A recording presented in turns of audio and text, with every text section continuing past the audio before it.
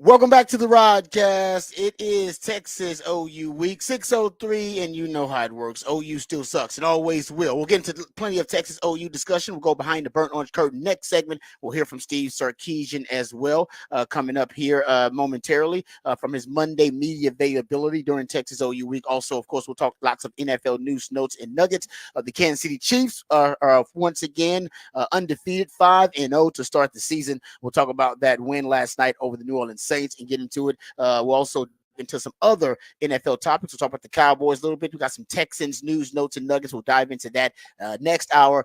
Also, some of the other topics of conversation around the NFL. There are a few salacious stories we got to get to in the NFL. That should be pretty fun. We also have your usual favorites coming up on the show. We got Who Said That. We got What the Facts, What the Stats. We got Off the Record. We'll also have the topic for the Big Fat Poll of the Day. Raj Rant coming up a little bit later on the show. We are loaded on a Tuesday edition of the Rodcast. Before we do any of that, let's introduce you to the rest of the crew. He's one of the hardest working members of the ARN family. Got a hustler spirit, period. Not sure what he's paid, but pretty damn sure the man is underpaid. Ain't no 401k for this hustler, and he's a hustle man of many talents. It's our friend, co-host, and neighbor. It is Patrick Davis, y'all. What's going on, Patrick? How you doing, brother? I'm doing good. I had a great Monday Night Football experience.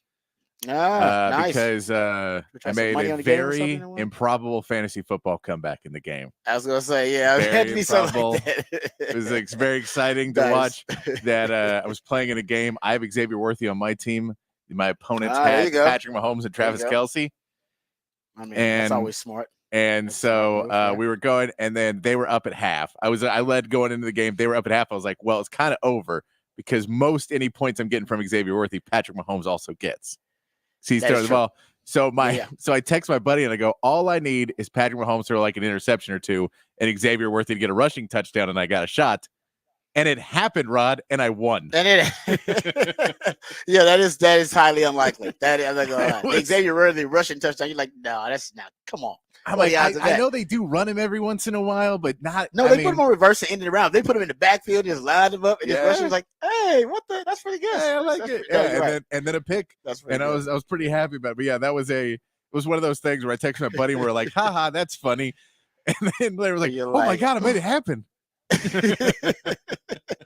It's like, yeah, you're like, oh man, I actually made that come to fruition. I thought about it hard enough and made it happen. No, that's pretty good. That's legit. Nice. That would made me excited at the end of the game. Where are you now in your league, dude? Where are you? Oh, I'm like middle of the pack in all of them. You're middle of the pack. All right. I do have Jonathan Brooks in a couple of leagues. I'm waiting for him to come back. I got Nick. So you're all sentimental too in your picks. You're sentimental. No. So the reason you get those guys, you get a Nick Chubb or Jonathan Brooks, is because they're injured, but you think they're going to be good players later on, so you can get them later. Xavier Worthy too. So I figure you like in one league. I do. In one league. Okay. How many leagues you got?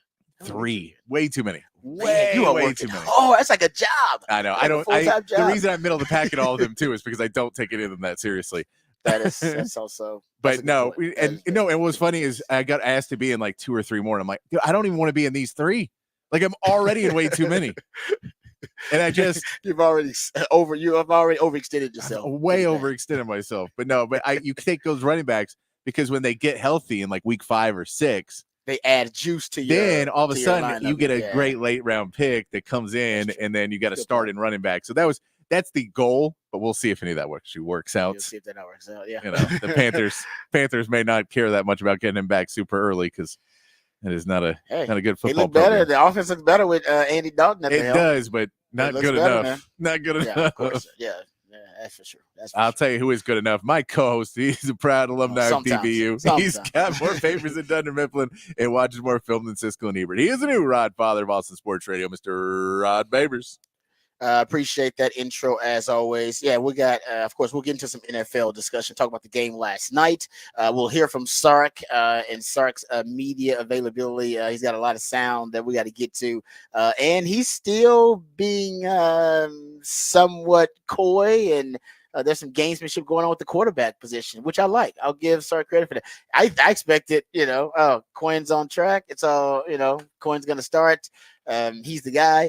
Not the case. I think we all know that. But think, just like before, when Archer was making his first start, and we were all pretty like 90%, 95% sure Archer's gonna start versus ULM. There was still Sark was still playing, games a little bit, some gamesmanship going on, and he's doing it again. Which, you know what? I love it. I think it's great. No, Hey man, really if I don't know who your quarterback is, you don't get to know who mine is. Yeah, it's true. And for Oklahoma, I mean, we assume it's Hawkins, but they could.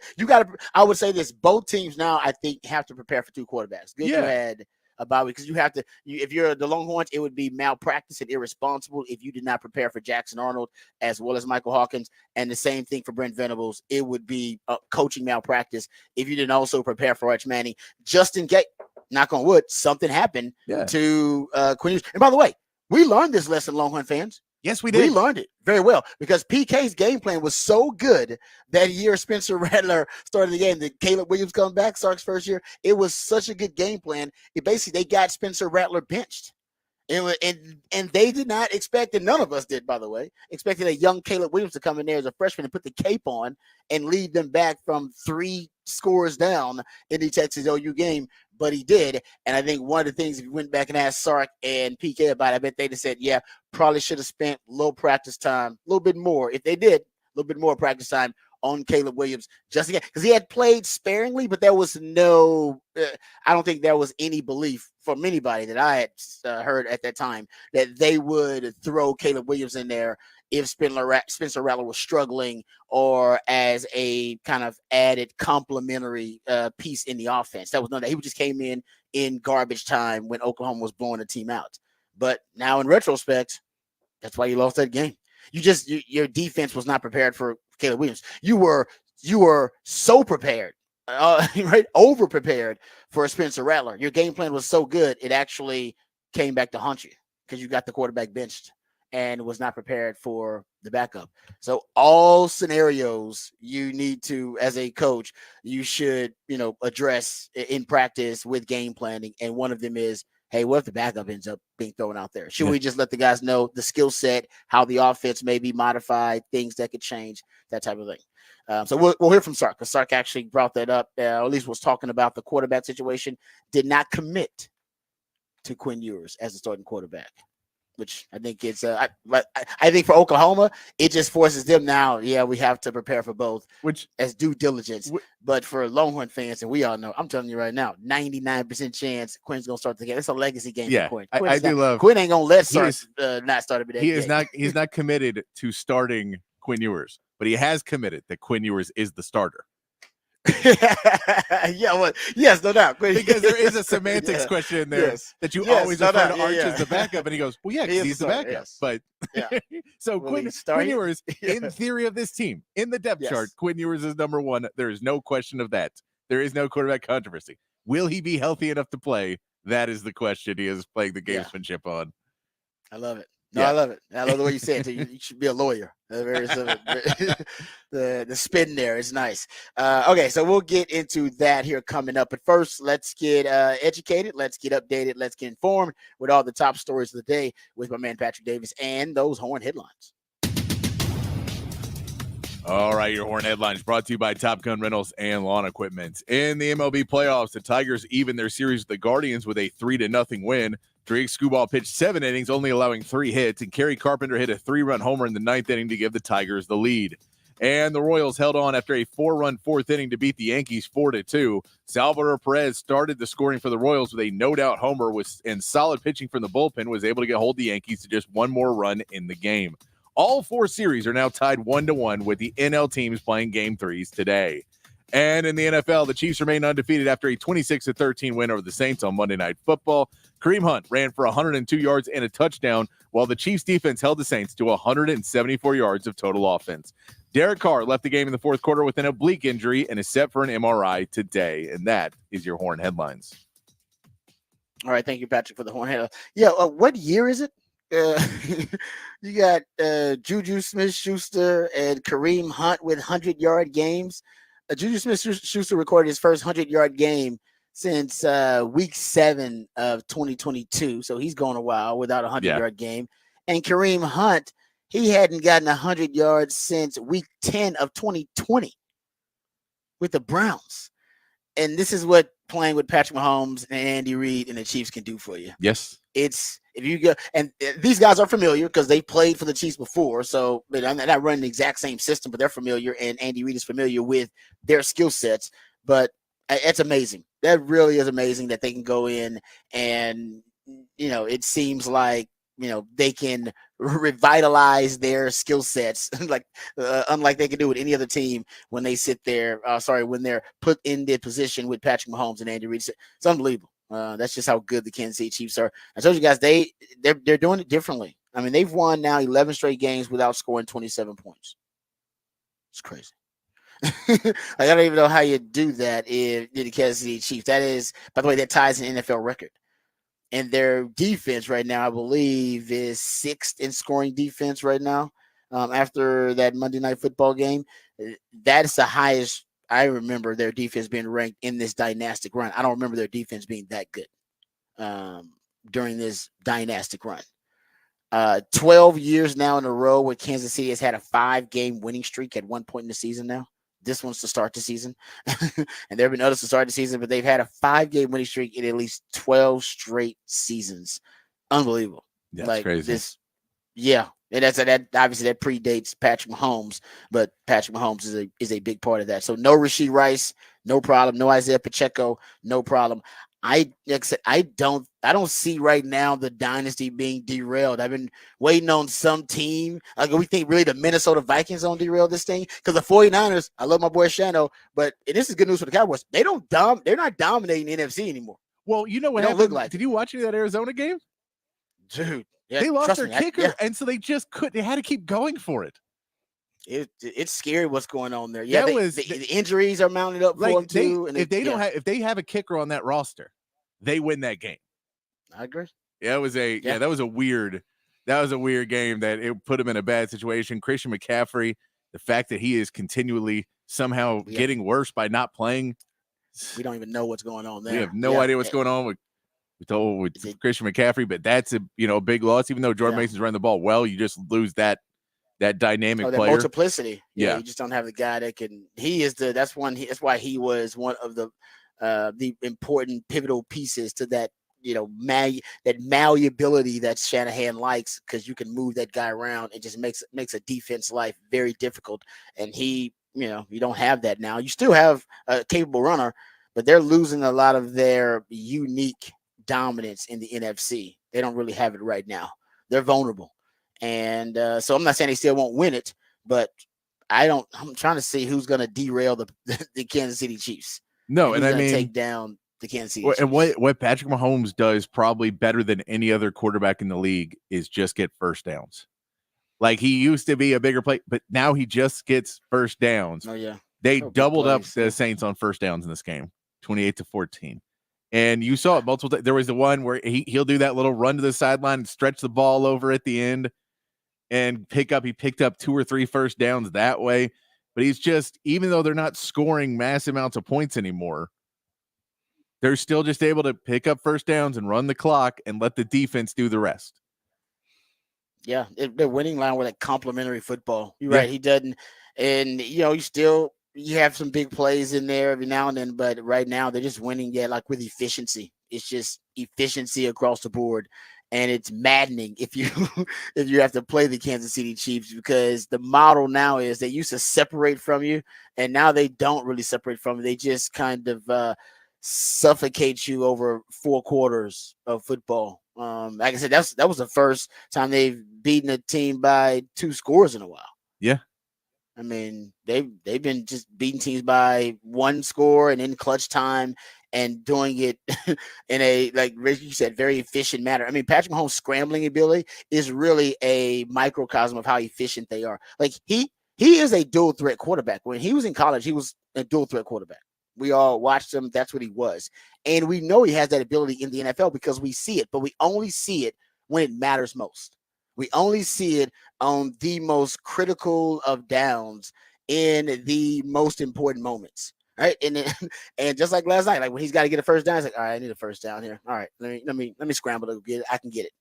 And you see it in the playoffs, in the Super Bowl, his scrambling numbers in the playoffs and his rushing numbers in the playoffs, they always improve and increase. And that's just part of how efficient it is. Here's a freaky stat about how efficient of a scrambling quarterback Patrick Mahomes is. So he's got 23 rush attempts, I believe, like 83 yards this season. And that's just 3.6 yards per attempt. But they include, I don't know why, but they include kneel downs. If you take out the kneel downs, he's at 7.9 yards per attempt. I don't know why they put the kneel downs in there. That's like a fantasy thing. But you take out the kneel downs, he's at 7.9 yards per attempt on his rushes. And most of those are scrambles. They don't have any design runs. And they're scrambles that are such long plays where he stays behind the line for so long and waits till basically every single player rushes, and then he goes.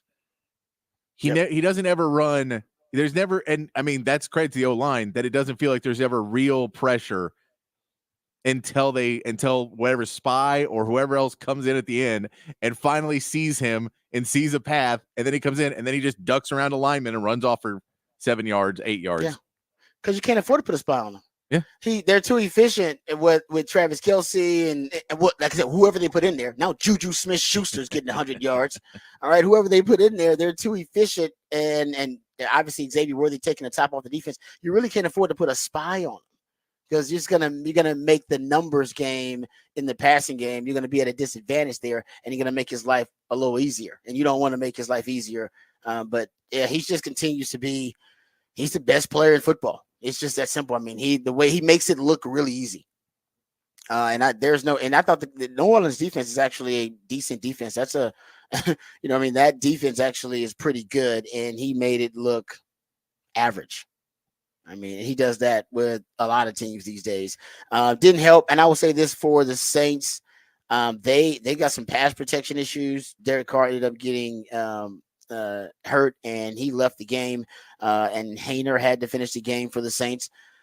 The Chiefs were able to get to pressure quarterbacks, the opposing Saints quarterbacks 21 times, 55% pressure rate.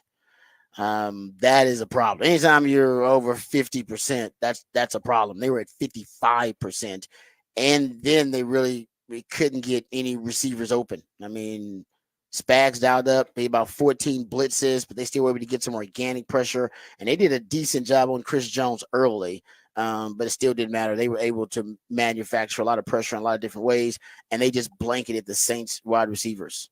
I mean, Saints wide receivers didn't really have any separation at all. They didn't, and Derek Carr didn't play well, by the way. No, and then Saints receivers dropped a lot of passes where I get you covered and everything else, but that ball hit you on the hands, and you got to make some of those catches to try and help your quarterback out, because that's true. I mean, there was just too many plays on 3rd and 4th down where, yes, you're defended. It was really good defense, and the pass isn't perfect, and it hits you in the hands. You got to bring in 1 or 2. I mean, just help your quarterback out a little bit. I mean, that on that play that Derek Carr hurt his oblique, that he chunked the ball up. It went through the receiver's hands.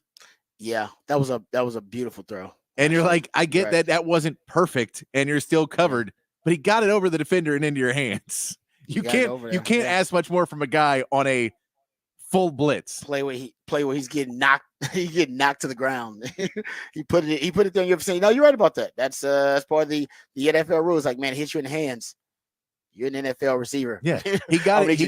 He got it over the DB and into your hands. You got to come and get those, because that's so. As much as Derek Carr didn't have the best game, he wasn't helped out a ton by his wide receivers either. Alvin Kamara didn't do anything in the run game. It just nothing seemed to work. I know there was the clip of him yelling at Clint Kubiak, "I told you," at one point. Yeah, apparently they're having some disagreements now. That's because the offense, they had 91 points total in their first 2 games of the season, and they've had like 49, I believe, over the last 3. Yeah. So there's been a regression to the mean, and I'm sure that, right now the reality is setting in. All right, guys, like, what the advantages that we created for ourselves offensively in the first 2 games, the NFL's caught up with it pretty quickly. Yep. So now we have to adjust somehow. We have to have an adjustment, and I don't know what that's going to be for the Saints. Remember, they were doing a really good job of modernizing that offense, and it looks really good, but you also need to have growth in other areas. You can't just be an offense built on cheat codes and force multipliers and hacks. The NFL will catch up to that. Sooner or later, you do need guys, as Patrick said, just make some plays. I need you to go out there and make some plays. Yeah, we can do things to scheme you open and give ourselves advantages, and we can find ways to engineer matchups, but still you got to go out there and make the plays. But engineering matchups is engineering a one-on-one. Once we get the one-on-one, you got to go win the one-on-one and make the play. And that's kind of what Patrick's talking about. And unfortunately, he has an injury that seems to be similar to that Quinn Ewers injury, that's going to be 2 or 3 weeks minimum, what it seems like right now with that oblique injury. That he may miss a few more weeks, and then what do you do if you're the Saints and you keep dropping games? And now you had that first 2 weeks, and then all downhill from there. I don't know how you turn that ship around right now if Derek Carr's still out. I know they were in the conversation for Devontae Adams, but that feels like that kind of goes wayside if they drop another couple games. You're not going to make a big trade. He doesn't want to go there at a 2-win team. No.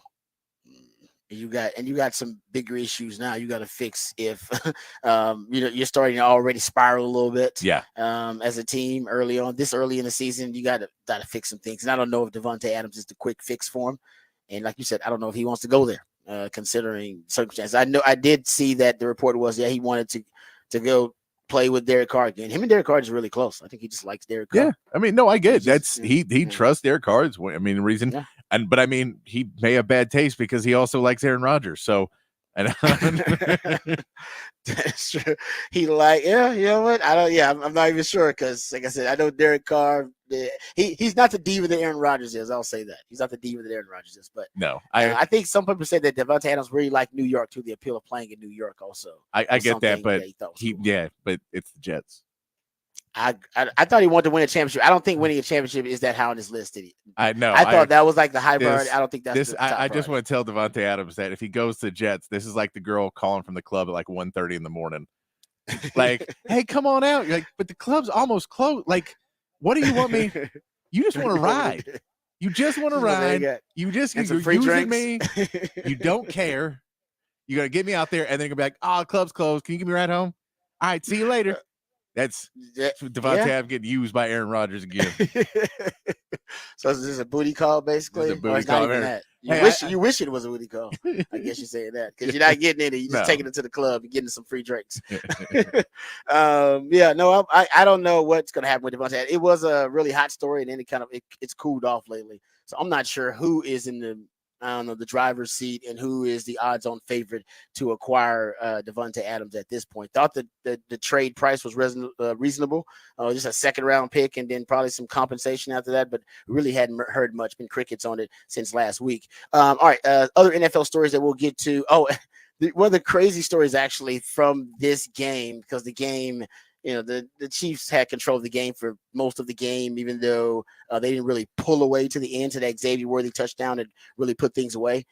The story that really captivated NFL fans watching this game was, first of all, it was a great play that was made by Kalen Saunders, who's a big boy, got an interception, defensive lineman, former Chief, by the way. So it's a great story all around. The Chiefs originally drafted him, end up signing with the New Orleans Saints, and on a pass that was meant for Travis Kelce down the red zone, he picked it off.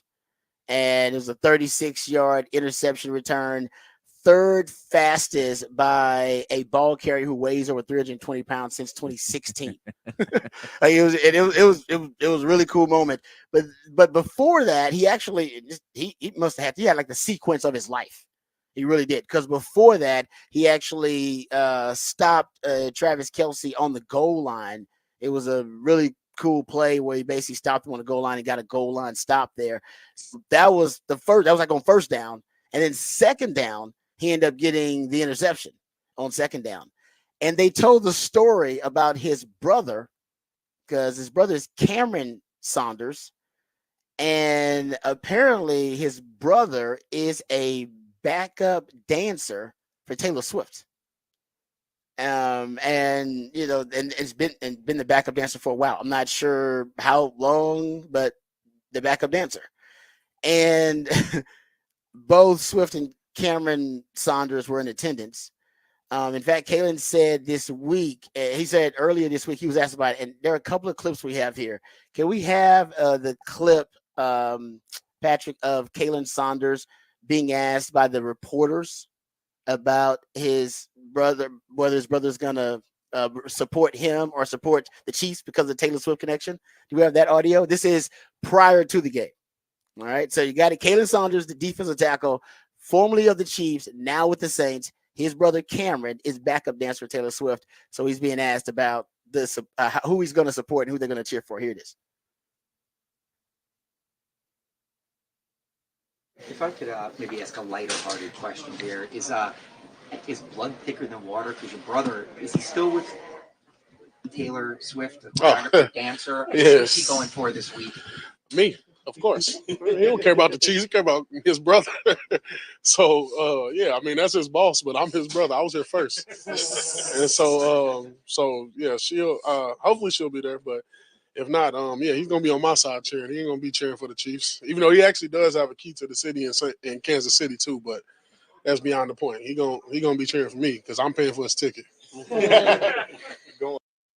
Okay, so people have now started doing deep dives. They're doing some digging, like, hold on, man, what's the connection?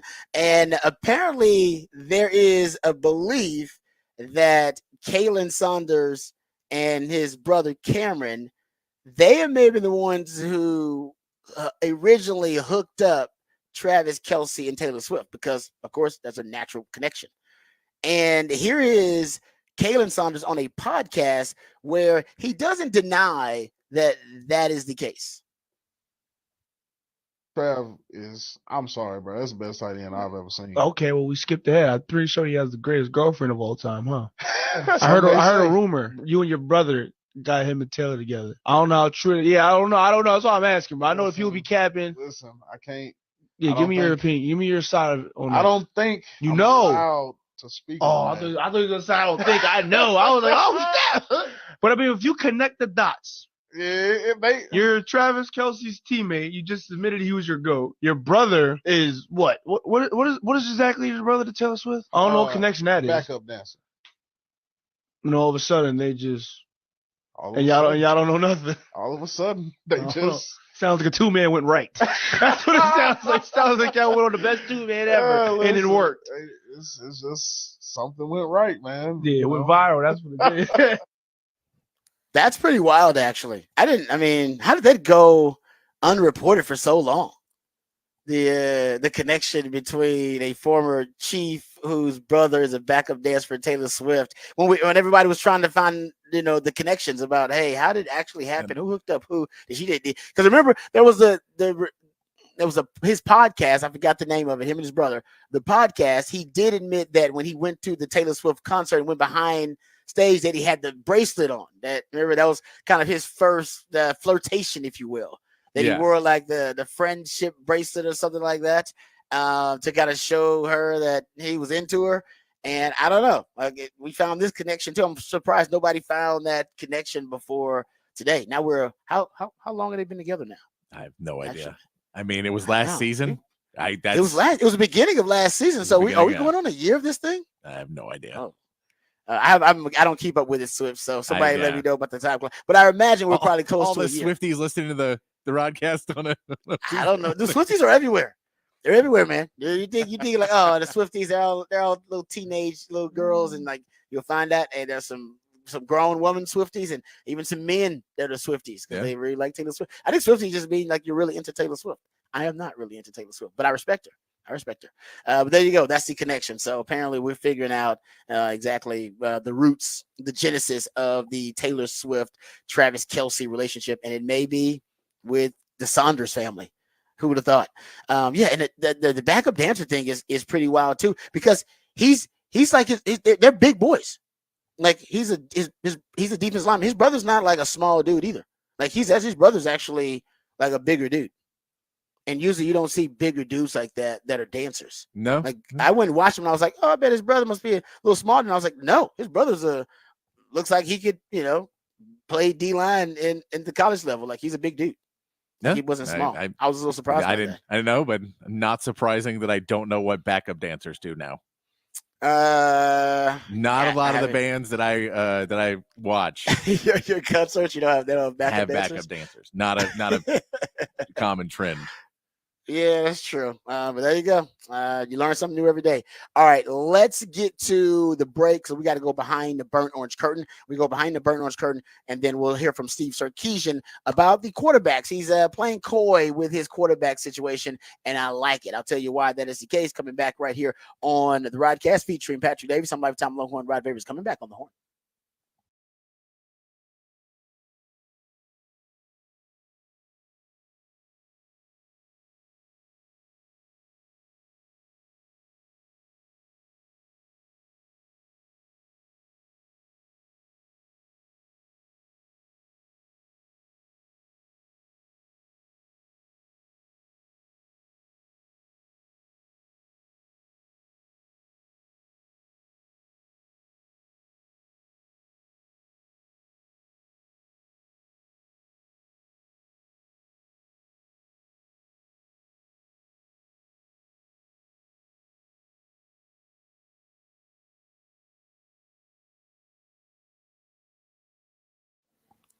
Hey, what's up, folks? Lifetime Longhorn Rod Davis here. Let me tell you about Dr. Greg Eckert and his fantastic team. I owe them a huge debt of gratitude. Originally, I went there just for a routine cleaning and a checkup, and their checkups are so thorough. In fact, they found that I had a problem. My wisdom teeth were all growing in sideways. I was on the verge of a disastrous situation, but no need for me to worry. No need for me to be concerned about it because I was in great hands. I was in great hands with Dr. Eckert and his team.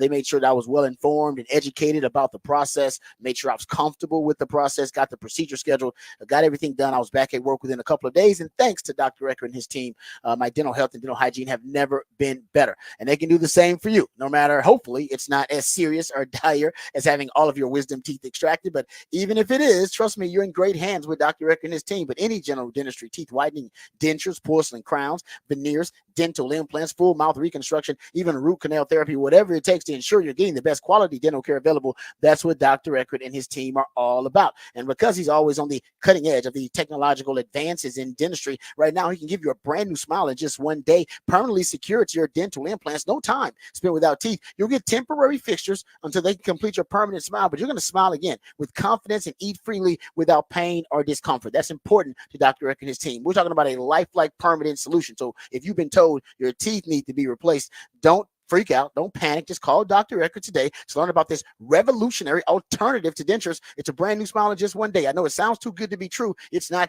It's just Dr. U. It's a complimentary consultation, which means you got nothing to lose, but you got so much to gain because a confident smile can change your life. And Dr. Eckert wants to change your life for the better. He understands the quality of your smile can affect the quality of your life, and he wants you to have a great quality of life. So give him a call today, 512-345-3166. And by the way, folks, we're approaching the end of the year. So, hey, you know that insurance, you can use it or lose it, and you want to make sure you use those benefits right now, and that's the best time to do it. And Dr. Eckert is the best place to do it. So give him a call, 512-345-3166. And right now, if you tell me you heard it on the horn, you get free Zoom whitening with every treatment. That's drueckert.com, drueckert.com.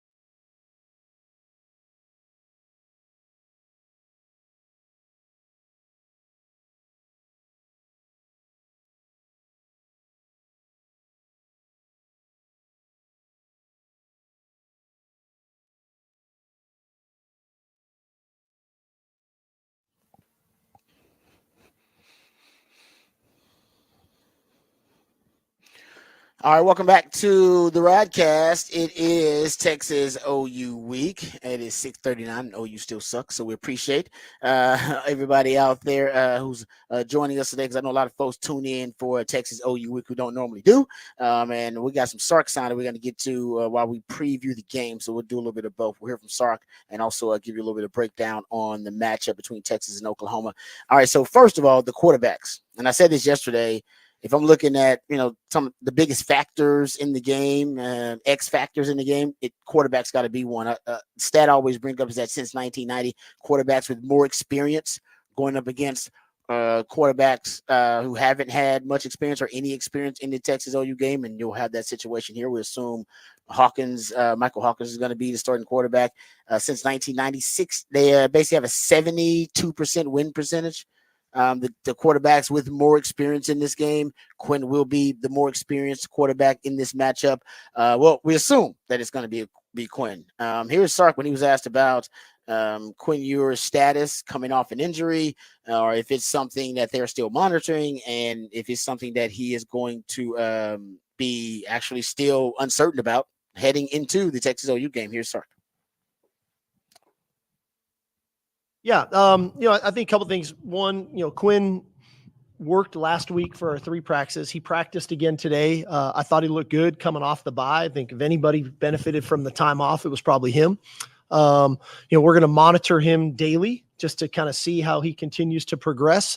But I feel good about if how he was today. I feel good about him going Saturday, but that remains to be seen. And I have no hesitation with Arch going in the game. I think he's proven that to us over 2.5 games of football that he's really played in and competed in, that he can run our offense and he can be successful. And so, like I said, like I talked about the offensive line, we're fortunate to be in the position that we're in, to have 2 quality players at the quarterback position that we have confidence in and that their teammates have confidence in. Would Quinn start right now if you had to pick? If we had to play today, sure. But again, that's why it's important that we monitor him kind of daily, because I want to see how he responds to extended work and what that looks like, to make sure that he's as healthy as he can be to perform.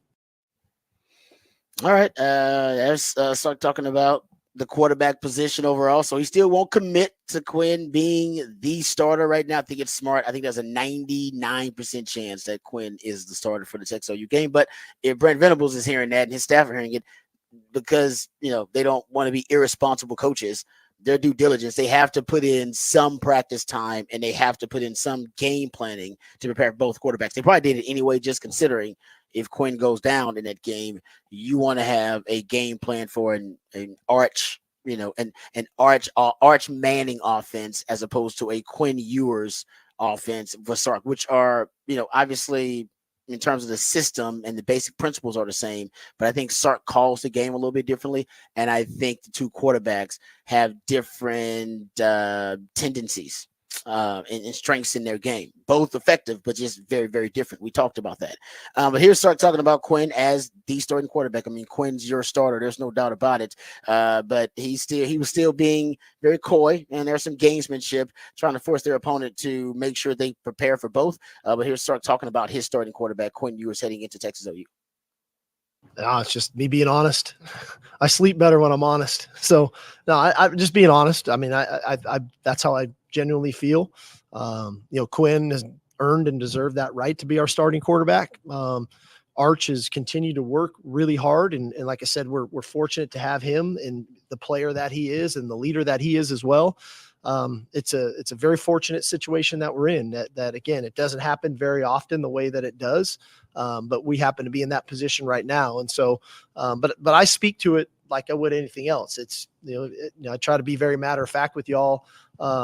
So I don't feel like I'm trying to send messages or mix messages or anything. It's just, that's how I feel.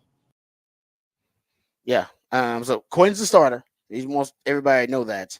But in terms of managing the injury and managing the quarterback position right now, he's just, I think, doing what he believes is the most responsible approach to it, which is, all right, I'll still, I think maybe even Arch is probably still getting, not half the reps, but still getting more reps than he was before. It's an anticipation of, knocking on wood, something possibly happening at the quarterback, which already, we had to deal with this season. And I think on the other side, Oklahoma's going through this. So for Sark and his staff, how are they approaching the quarterback preparation in terms of game planning for Oklahoma's quarterback position? Michael Hawkins has been declared the starter. They benched Jackson Arnold, but as we know, they can still have a Jackson Arnold package, or maybe they'll bench Michael Hawkins and have to throw in Jackson Arnold. Here's Sark when he was talking about preparing for the Oklahoma quarterbacks in this game.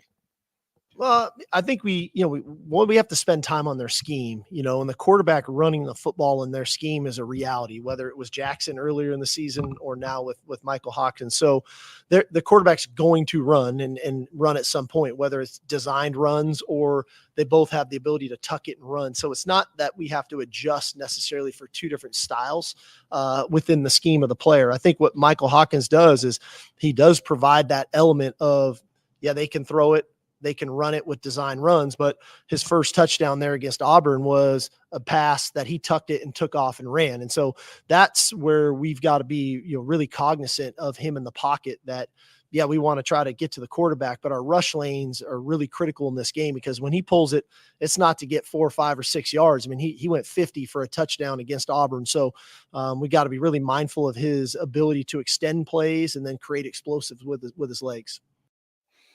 He's right about that. I think ultimately, and I've been saying it before, I think you'll get a very similar game plan from Mississippi State. I think you'll get them trying to have a ball control offense. They're going to try to run the ball, convert early on, and also choke the clock and win that game with their defense. Because I don't know if they want to put too much on their young quarterback, Michael Hawkins, who did look really impressive. He had 69 yards rushing in that game versus Auburn, but only 161 yards passing. The Oklahoma offense, guys, I've been saying this, they're going through a little bit of an offensive identity crisis. I think when you look at the play caller, you look at the quarterback, you look at the O-line and the skill positions, the wide receiver has been injury riddled all season long. Maybe they'll get Deion Burks, their leading receiver, back, but they haven't had access to their top 4 wide receivers, top 4 to 5 wide receivers all season long, probably since the start of the season because of all the injuries. And the running back is not an explosive position for them right now on offense. And so they really are struggling to find an identity offensively. And I think that if you go look at just all the metrics, right? So we'll look at the advanced metrics offensively for Oklahoma. Oklahoma's offense.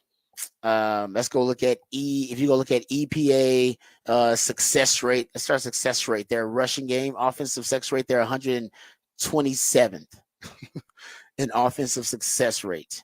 Their rushing offensive success rate, they're at 125th, drop back 120th in advanced metrics. Their EPA per drop back, they're at 85th. EPA per rush, they're at 57th. If you look at early downs EPA, they're at 116th. Third and fourth down success rate, 124th. It's not a very competent offense right now. Defensively, it's elite. I mean, they're probably top 5, I believe, even after the bye week in takeaways, top 10 in sacks, top 15 in tackles for loss. They're a havoc-minded defense. But do they have the offensive firepower to keep up with Texas? Yes, they'll make some plays defensively.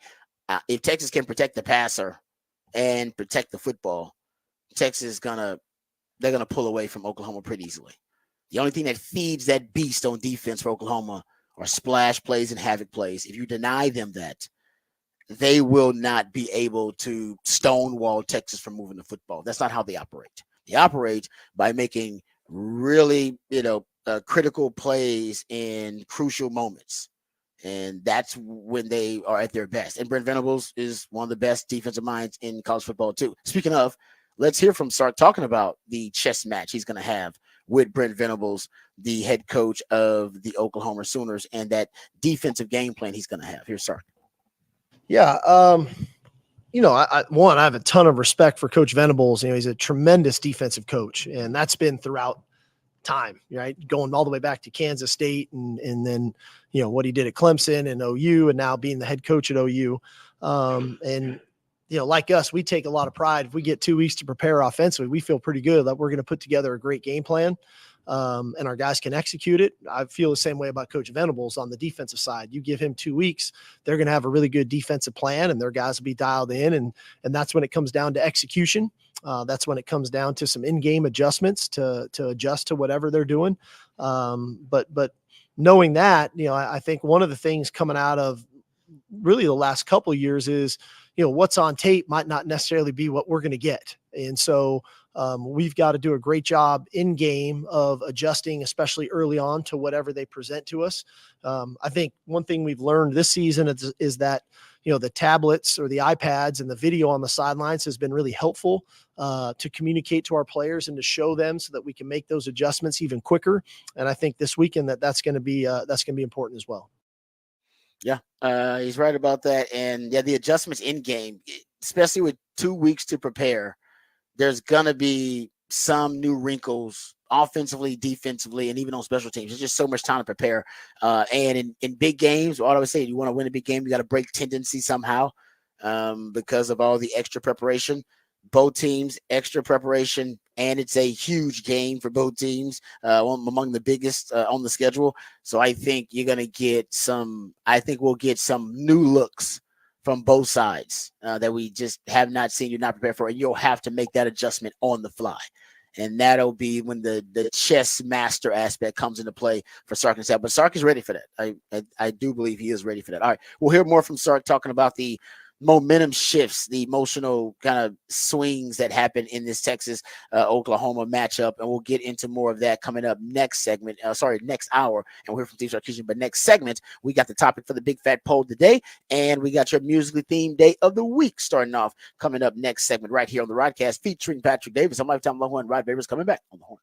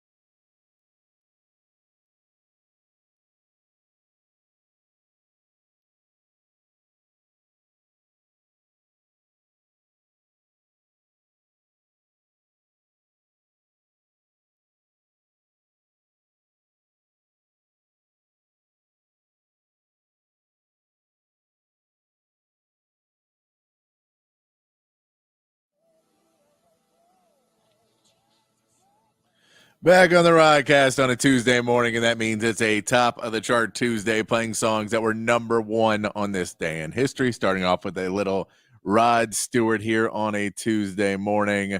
Let's get to the big fat poll of the day. Text line is open 512-447-3776, and we'll get this posted up on X at the Horn ATX. Patrick's big fat poll of the day on the Horn. All right. After last night, we have 2 undefeated teams in the NFL and 4 teams with at least 4 wins right now going through week 5. And so we will ask you, which team with 4 or more wins has the best chance to miss the playoffs? Which team that has started out hot, started off on a roll, has the best chance to miss the playoffs? It's the Chiefs, the Vikings, the Texans, and the Commanders are the 4 teams that have 4 wins or more. You could technically say the Lions are close to that. They are 3-1. They've only played 4 games, so they have not gotten to that 5th game yet. They had a bye week this week, so they may join the 4 wins in 5 games club. But right now, as it says, there's 4 teams that have 4 or more wins: Chiefs, Vikings, Texans, and Commanders. And which one of those teams has the best chance to miss the playoffs? Doesn't happen a ton of times, but there's precedent. I believe the last time a team that started 5-0 missed the playoffs, it was the Vikings. Yeah, remember that. Like 2016, I think. Yeah. Something like that. Yep. So it was Sam Bradford was the quarterback. Yeah. They you're right. They just crumbled at the end. But that just didn't. This feels more real. This It feels does. more substantive than that. I remember that team. I remember not thinking they were legit, thinking that was a pretender. No, because this feels different just because of Brian Flores and the defense and the way the defense is played. Yeah, and I mean they're dominating teams right now too. It's not like they're necessarily having games where it's like, oh well, we just got the field goal at the end, and like they haven't trailed. They haven't trailed since they haven't trailed, I believe, since the first quarter of week 1. Yeah. I don't believe they've trailed since. So this feels more real than that back then. But it's Sam Darnold. How long can the Sam Darnold ascent last? He's just gonna keep on getting better and better. And I think the defense is real though. Brian Flores and what he's done. Think about the quarterbacks they face. I mean, C.J. Stroud and Jordan Love and Aaron Rodgers. I mean, I know Aaron Rodgers ain't what he used to be, but Brock Purdy. They've made a lot of really good quarterbacks, even though they've gotten some yards on them. Man, they've made those guys look discombobulated and confused at times. I'm some of the best QBs in the league, and they've been able to make a lot of havoc plays against those teams. It's not the Vikings. It's not the Vikings. So not the Vikings. The Chiefs, you can look at the Chiefs. They're the Chiefs. For them to miss the playoffs would have to be something catastrophic at this point. That's not happening. So then we go to the Texans and Commanders. And I think that's because we say the Texans don't necessarily look great all the time. They don't. But their main problem there is who in that division is going to upset them. Yeah, I don't see that happening either. I'm with you. I mean, all of these are unlikely. Obviously, you start with the most likely of the unlikely group. And so it falls on the Commanders, which is the Eagles who haven't looked great, the Cowboys who haven't looked great.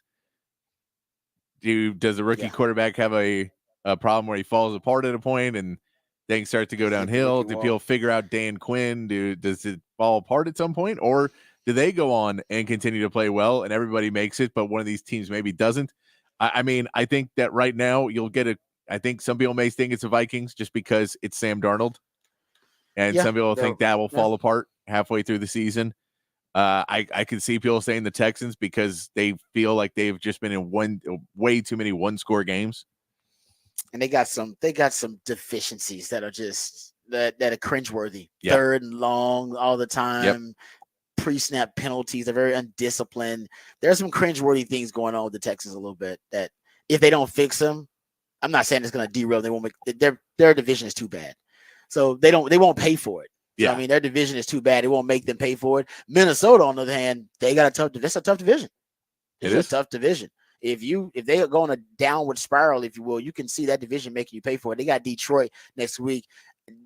We'll have a lot more clarity on Minnesota next week. Yeah, after Detroit, because that's either then they're both 4-1 and Detroit has a head-to-head, or it's we'll know 6-0 more. and a Exactly. 3-2, and that makes that's a huge difference. Big there, especially in that division. So yeah. that's what we'll know more. But you're right. That's a tough one. Actually, I do not have a good answer right now. I got to think that one through a little bit. Yeah. Minnesota would be the easy pick, but I like Minnesota. I've been talking about Minnesota since they started this run. I've been big on Brian Flores and that defense and Kevin O'Connell and what he's doing. So Sam Darnold, excuse me, two Sams. Sam Darnold is his basic resuscitation of his skill set. All right, him being this reinvention of him. Is it real? That's what we need to know, or is it just a flash? Yeah, because some of those things are regressing. Like look at New Orleans; they started out as the hottest team in the league, and probably one of the more fun stories to follow, and they regressed quick. It happens fast. And I don't know. I don't see that with Minnesota right now. I think there's some substance to it, but I won't know until they face Detroit. Detroit will be a real big test because Detroit's a good team. And the reports are that Aaron Jones is probably going to be able to play. That's a big piece. If Aaron Jones misses games, he's been playing really well at the running back position for them. He's been killing it. And so if you say you lose the run game, does that slow down? And does that make this offense much more mortal because there's not the balance anymore? So he left in that last game. I mean, they still were able to win without him, not playing a ton. But this is if he misses any time, what does that do to them? I think the answer that's probably the easiest is the Commanders, just because there is teams in that division. I know, but man, they look really good. They look really good. people saying they haven't watched that offense. That offense is really good right now with Jaden Daniels. Like he is. I'll give you a stat on the other side about it. We can talk about it a little bit deeper. But guys, that offense right now is playing historically one of the best offenses we've seen in the last 20 years in the league. Yeah, I mean, just think of how good CJ Stroud was last year, as basically everyone lauding the greatest rookie performance ever from a quarterback, and it's being in 1 year already being eclipsed by what Jaden Daniels is doing. That's why it's somewhat scary to try and give them any more locker room material to show that people don't believe in them. Yeah, exactly. Nobody, and I want to say right now, guys, you're leading at least a front runner for MVP, the odds-on favorite, because of Josh Allen's meltdown and disastrous performance versus the Texans. It might be the young buck Jaden Daniels. Like, think about it. It's him, or you just give it to Mahomes. And Mahomes' stats aren't pretty. No, Mahomes is not even close to an MVP player. Like that's what I'm saying. Like your MVP leader might be Jaden Daniels. It may be. If you look at after Josh Allen's performance versus the Texans, and that was one of the worst performances in the last 30 years for a quarterback we've seen. It might. I haven't looked at it. It might be Jaden Daniels. And I also got to remember the Commanders are playing that terrible schedule. They're playing that schedule last place schedule. So they have a good game this weekend with the Ravens. That'll be a big one with the Ravens. That was a big one. Yeah, you're right. That'll be on Sunday. They play that game. But then you play the Panthers and the Bears and the Giants. Like you play some teams that you should be able to pick up some more wins and get to 9 or 10 wins. And 9 or 10 wins should be able to put you close to that playoffs. If you just don't even play great the rest of the season, you should be close to the playoffs already. Yep. I agree. That's a tough one. That's a good question. Always a great conversation. So I go topic for the big fat poll today. We'll get that posted on X for you at the Horn ATX. When we come back, we'll continue talking some NFL. The Cowboys' rush defense has improved. We'll get into that a little bit. Hopefully that's the case, or that continues with them going into this next week. We'll also talk about the Texans a little bit. We'll dive into the Minnesota Vikings because my man Patrick threw out the question about which one of those teams is most likely to miss the playoffs. We'll dive into it. I got some nuggets I can share with you guys about that. Raj Rant on the other side as well. We'll continue to hear more from Steve Sarkisian previewing the Texas-Oklahoma matchup, all of that and more right here on the Rodcast featuring Patrick Davis. I'm Lifetime Longhorn Rod Davis coming back on the Horn.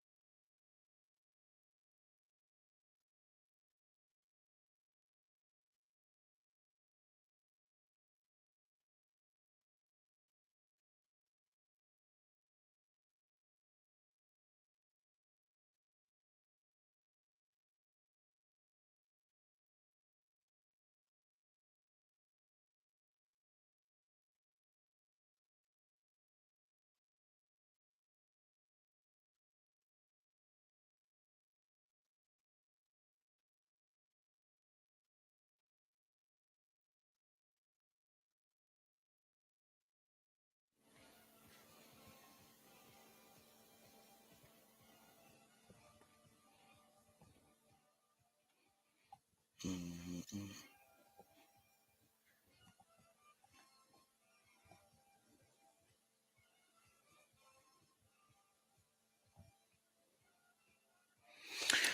right, welcome back to the Rodcast. It is a top of the charts Tuesday. That's when my man Patrick plays jams that reached the top of the Billboard charts on this day in history.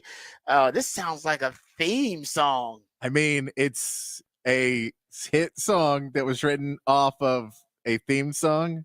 Okay, I was say it feels like a theme it's Star song. Wars. Okay, yeah, that's what I'm saying. But like, it's a like a disco version of it that was a number one hit. Wow, it made it number one. What this year was did this go number one one? Hit? 77, I It think. had to be like right after Star Wars hit, and it became like that's crazy. Never knew that was a thing. I mean, yeah, you can hear it, but they just made it a disco version of the Star Wars theme, and it made number one hit. Damn, talk about adding to the iconic pop culture legacy of Star Wars. This is something I had no idea about. I had no idea that was a disco version of the theme song. The name of the album it was music inspired by Star Wars and Other Galactic Funk. Damn. Wow. Other Galactic Funk too. Damn, that's crazy. That is it's an interesting one, yeah. Hey, artwork. Art is a boundless, a beautiful thing, a beautiful kind of tapestry, if you will. You can come up with a lot of different ideas. That is a straight. I gotta tell you, I never thought that'd be the case. No, and but it just tells you how much because you're like that could never be a song like that could never be number one now. No way. Because now number one is just like it's just the most. It's like hits that are designed to be hits. It's never anything. There's not. If you go back, you're like up until probably the late 80s, maybe mid 80s, you could get some different weird stuff. And then at a certain point, the music industry took over. It was like, no one's ever getting to number one again just because people enjoy it. They're getting number one because we want it to be number one. Yeah. And back then there was so much movie inspired music. Back then, right? I mean, we show us all the time with the soundtracks. Like people would actually make soundtracks for specific movies. They would have the plot of the movie would be reflected in the song. They would actually read the plot and be like, all right, you know what? We're gonna make a song about that. That's pretty cool. And they would actually there'd be this kind of connection between the actual soundtrack and the movie. You don't really get that anymore either. And so that kind of goes to this Star Wars themed disco song that you just played. Like that was a connection with music and movies. I don't know if you have, I mean, it's still a connection, but they don't try to be as obvious as with the connection anymore. It used to be like for some reason, I don't know, but it used to be back in the day, you could have more theme and plot oriented songs. Yes. Specific songs. Now it's just like very just vague songs. The best Yeah. are the ones like that explain the movie throughout the song. Oh, exactly. That's they worked hard to break it down and connect the plot. And I'm like, they really tried hard with that. And because but they don't do that anymore. There's some like Ghostbusters. It's just like, hey, we're fighting ghosts. There's no plot in there.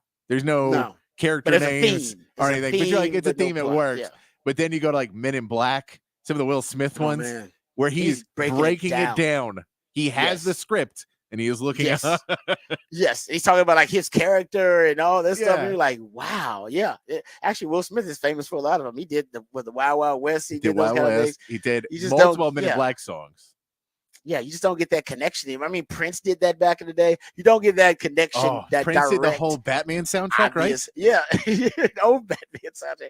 You used to do the videos and everything, and the videos are very movies. You don't even get that anymore, right? You get the videos that used to be part of the soundtrack, and then they have the actual characters from the movie in the videos. They don't do that anymore. I don't watch videos, so I don't know. No, well, we need to bring back because wasn't the rumor that Prince did the Batman soundtrack just to get with Kim Basinger? Kim Basinger, yes. That has always been the rumor. I don't know how true it is, but basically, it's like he did the whole damn thing because he wanted to bang Kim Basinger. It's like, I have so much respect for you. It's good for you. Yeah. That's how hard men used to have to work to get a woman back in the day. I'll do a whole damn soundtrack now. I don't know if you listen to that album. I don't know if he worked that hard on it, but I feel like Prince could have cranked that out pretty quick.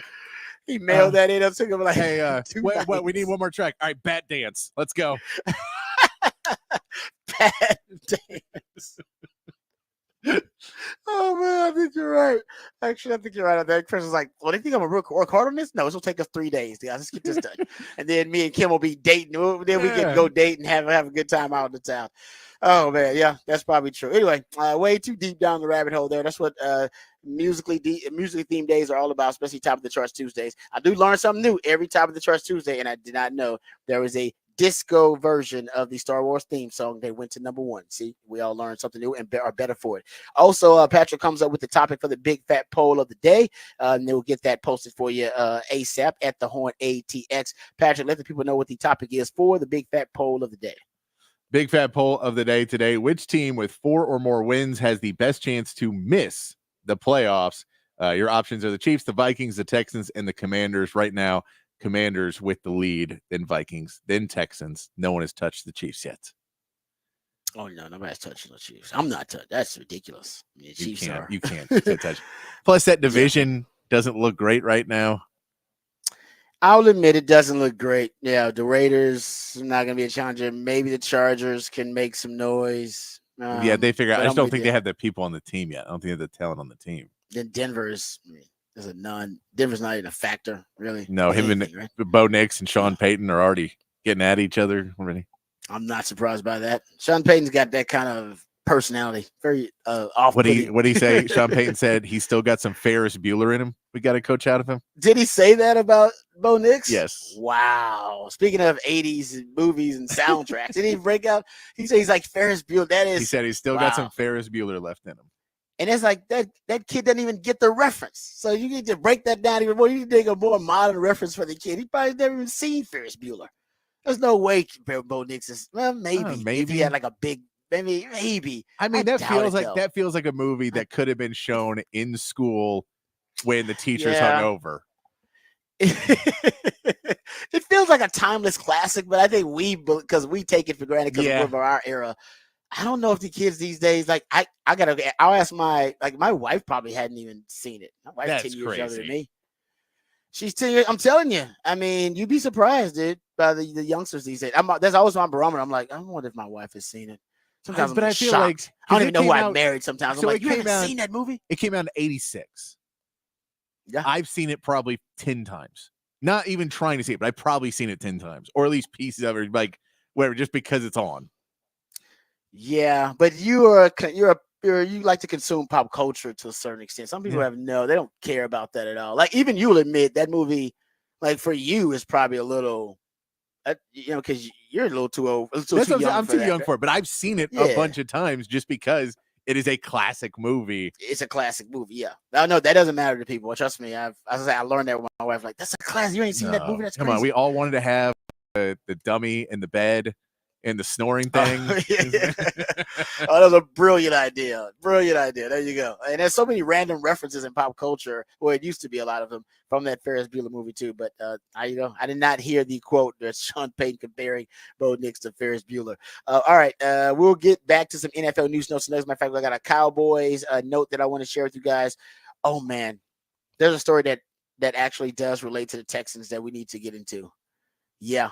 It's salacious. I forgot all about it. Yes, see, Patrick just thought about it too. We forgot about it. Every now and then the NFL has these salacious stories that remind you of the NBA. And the Texans have one of these on their hands, so we'll get into that. Yeah, usually it's the Cowboys in the salacious headlines. Not the case today. We'll talk Cowboys. Cowboys actually got more substance to them, especially with the improvements we've seen on defense. So we'll address both of those. We got Roger Rant coming up. We'll talk a little bit about the Minnesota Vikings and actually the question that Patrick has as the topic for the big fat poll today. But first, let's get updated. Let's get educated. Let's get informed with all the top stories of the day with Patrick Davis and the Horn Headlines. All right, your Horn Headlines brought to you by Top Gun Rentals and Lawn Equipment. In the MLB playoffs, the Tigers even their series with the Guardians with a 3-0 win. Drake Skubal pitched 7 innings, only allowing 3 hits, and Kerry Carpenter hit a 3-run homer in the 9th inning to give the Tigers the lead. And the Royals held on after a 4-run 4th inning to beat the Yankees 4-2. Salvador Perez started the scoring for the Royals with a no-doubt homer, and solid pitching from the bullpen was able to hold the Yankees to just one more run in the game. All 4 series are now tied 1-1 with the NL teams playing games 3 today. And in the NFL, the Chiefs remained undefeated after a 26-13 win over the Saints on Monday Night Football. Kareem Hunt ran for 102 yards and a touchdown, while the Chiefs defense held the Saints to 174 yards of total offense. Derek Carr left the game in the fourth quarter with an oblique injury and is set for an MRI today. And that is your Horn headlines. All right, thank you, Patrick, for the Horn headlines. I appreciate those. We'll get back to some Texas-Oklahoma preview here as well. At least we'll hear from Sark and kind of simultaneously preview that matchup as well. Okay, but let's get to this this salacious story. We already talked about Taylor Swift and the connection with the Kansas City Chiefs and Kalen Saunders, who is the brother of Cameron Saunders, who's a backup dancer for Taylor Swift. So I feel like we've already kind of started the show off going down to these, going over some of these salacious headlines. So here's another one. So if you're unfamiliar with what used to be a hip hop power couple of Offset and Cardi B, all right, you don't need to know the background, but Offset is a famous rapper. Cardi B, she's a famous female rapper. They got together, boom, and had some kids and broke up. And broke up mostly because he was cheating on her a lot. That was like publicly known. He's a dog. He was cheating on her a lot. And so apparently she wanted some revenge. So this is the report. So there's an insider, DJ Academics. You don't know who he is. It doesn't matter. All right. But he's somewhat credible in the hip hop community. He's a streamer and an influencer, an insider in the hip hop community. He's one of the main sources of information for people during the Drake Kendrick Lamar beef. But he knows a lot of rappers and he talks to a lot of rappers, has them on the show all the time. Boom. So he's known as an insider. And he claimed on one of his recent live streams that Cardi B and Offset during their they were having a marital a spat, I said, between them as a couple while she was pregnant. And they have multiple kids together, but she was pregnant with one of her children at 8 months. This is what he claims. I said, we would play the audio for you. We can't. He drops too many expletives, too many N-bombs. Like, it ain't even worth editing. Usually we're like, Patrick, can you edit this? It ain't no editing it. Like, he's just, every other word is an expletive or an N-bomb. It's just not worth it. All right. We don't even have the time to edit it all. So I'm just going to give him to summarize it for you. All right. So he basically claimed that he got an inside scoop on one of the stories of how one of their latest breakup went down. And apparently Offset, the rapper, found her phone, went through her phone, and saw that she was texting at 8 months pregnant, texting some dude. And the dude allegedly that she was texting and flirting with at 8 months pregnant was Stephon Diggs. Now, the reason there's credibility with DJ Academics in his story, because he's not really a sports fan at all, you can tell. He said, this guy, Stephon Diggs, and he says, he said basically, like, I seen him during my fantasy. When I'm playing fantasy, I see his name pop up. He's like, yeah, on my fantasy teams, I've seen his name pop up a couple times. So he doesn't really no idea. But he also says this. He says, and I'm paraphrasing, he says, yeah, this guy has a reputation for basically banging a lot of dudes, women. But basically, this, if you to watch your woman around Stephon Diggs is basically what he said. He's like, he's got a reputation, and so he's in the rap community. So he's saying Stephon Diggs is getting it on with a lot of rappers, women, because he's in the rap community. So he's saying that even rappers, they know Stephon Diggs, like, oh man, this dude, no, yeah, that dude, he's trouble. If your woman got Stephon Diggs in her phone, it's some bad things going on, man. You might need to reevaluate your relationship. So he said like 5. He said, oh, I heard this dude name before. It's like 5 dudes who have claimed that Stephon Diggs has been, either banging their woman or they caught their woman flirting with him or something like that. So he's got a reputation, which brings us to, and that's not even actually the best part of the story. It's kind of a throwback, actually, is the best part of the story. And there's a Longhorn connection. So, now that's the buzz on the street, is that Stephon Diggs had some illicit relationship going on with Cardi B while she was 8 months pregnant. And he claims, though, that they weren't having sex. He said he doesn't think they were having sex. He said he did not get confirmation that they were having a sexual relationship when she was 8 months pregnant. Maybe that happened before or after, but he said there was definitely, he found that dude's number in her phone and her texting with him, and he said that was a picture of a sexual nature, back and forth, and that set Offset. That set him off. That set off Offset. Okay, that's what he claims. And so this brings us back to a video from years ago. And our own B-Rob, lifetime Longhorn, Brian Robinson, he was a Minnesota Viking at the time, or at least a former Viking at the time. I'm not sure exactly when the video was, but remember, he played with the Vikings for most of his career. And he's doing an in-locker room. He's doing a locker room interview. All right. And he's asking one question to the players in the locker room, to his teammates. And I'll just open it up for my man B-Rob. Here it is. What guy on this team would you least like to date your sister? What the hell? Diggs. Why Diggs? Man, no. We're going to leave it like that. No. What guy on this team would you least like to date your sister? Oh, Stephon Diggs. Why Diggs? He's crazy. He's just outrageous. Don't know what he's going to say. Just don't know what to expect every day. So he couldn't date my sister. What guy on this team would you least like to date your sister? Least like to date my sister, Diggs. 100%. Why Diggs? Because he's not a guy that you want to bring home to your parents. Like, you don't want your sister to bring him home to your parents, so therefore she can't date him. What guy on this team would you least like to date your sister? And I might add, you're starting to be the runaway favorite for this. But nobody want me to date this sister. I'm a great guy. I'm actually a great guy. There's actually seems to be a few guys that don't think that. Feel differently about me? Yeah. They just don't know me well enough. That's what it is. Just a all right, who don't I want to date my sister? Weatherly. Why Weatherly? Because he's ugly. I knew that was coming. That was the problem. He's hot. He's hot. Get the camera on him right now. He is hot. He is hot. Latest text, the newest Texan, Stephon Diggs, apparently allegedly had something going on with Cardi B when she was 8 months pregnant that really upset Offset and may have led to their latest breakup.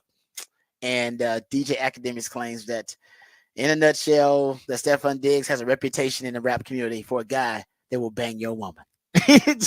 You don't want your woman about. And then that video, what was that video from? It wasn't from Patrick, like what, 6?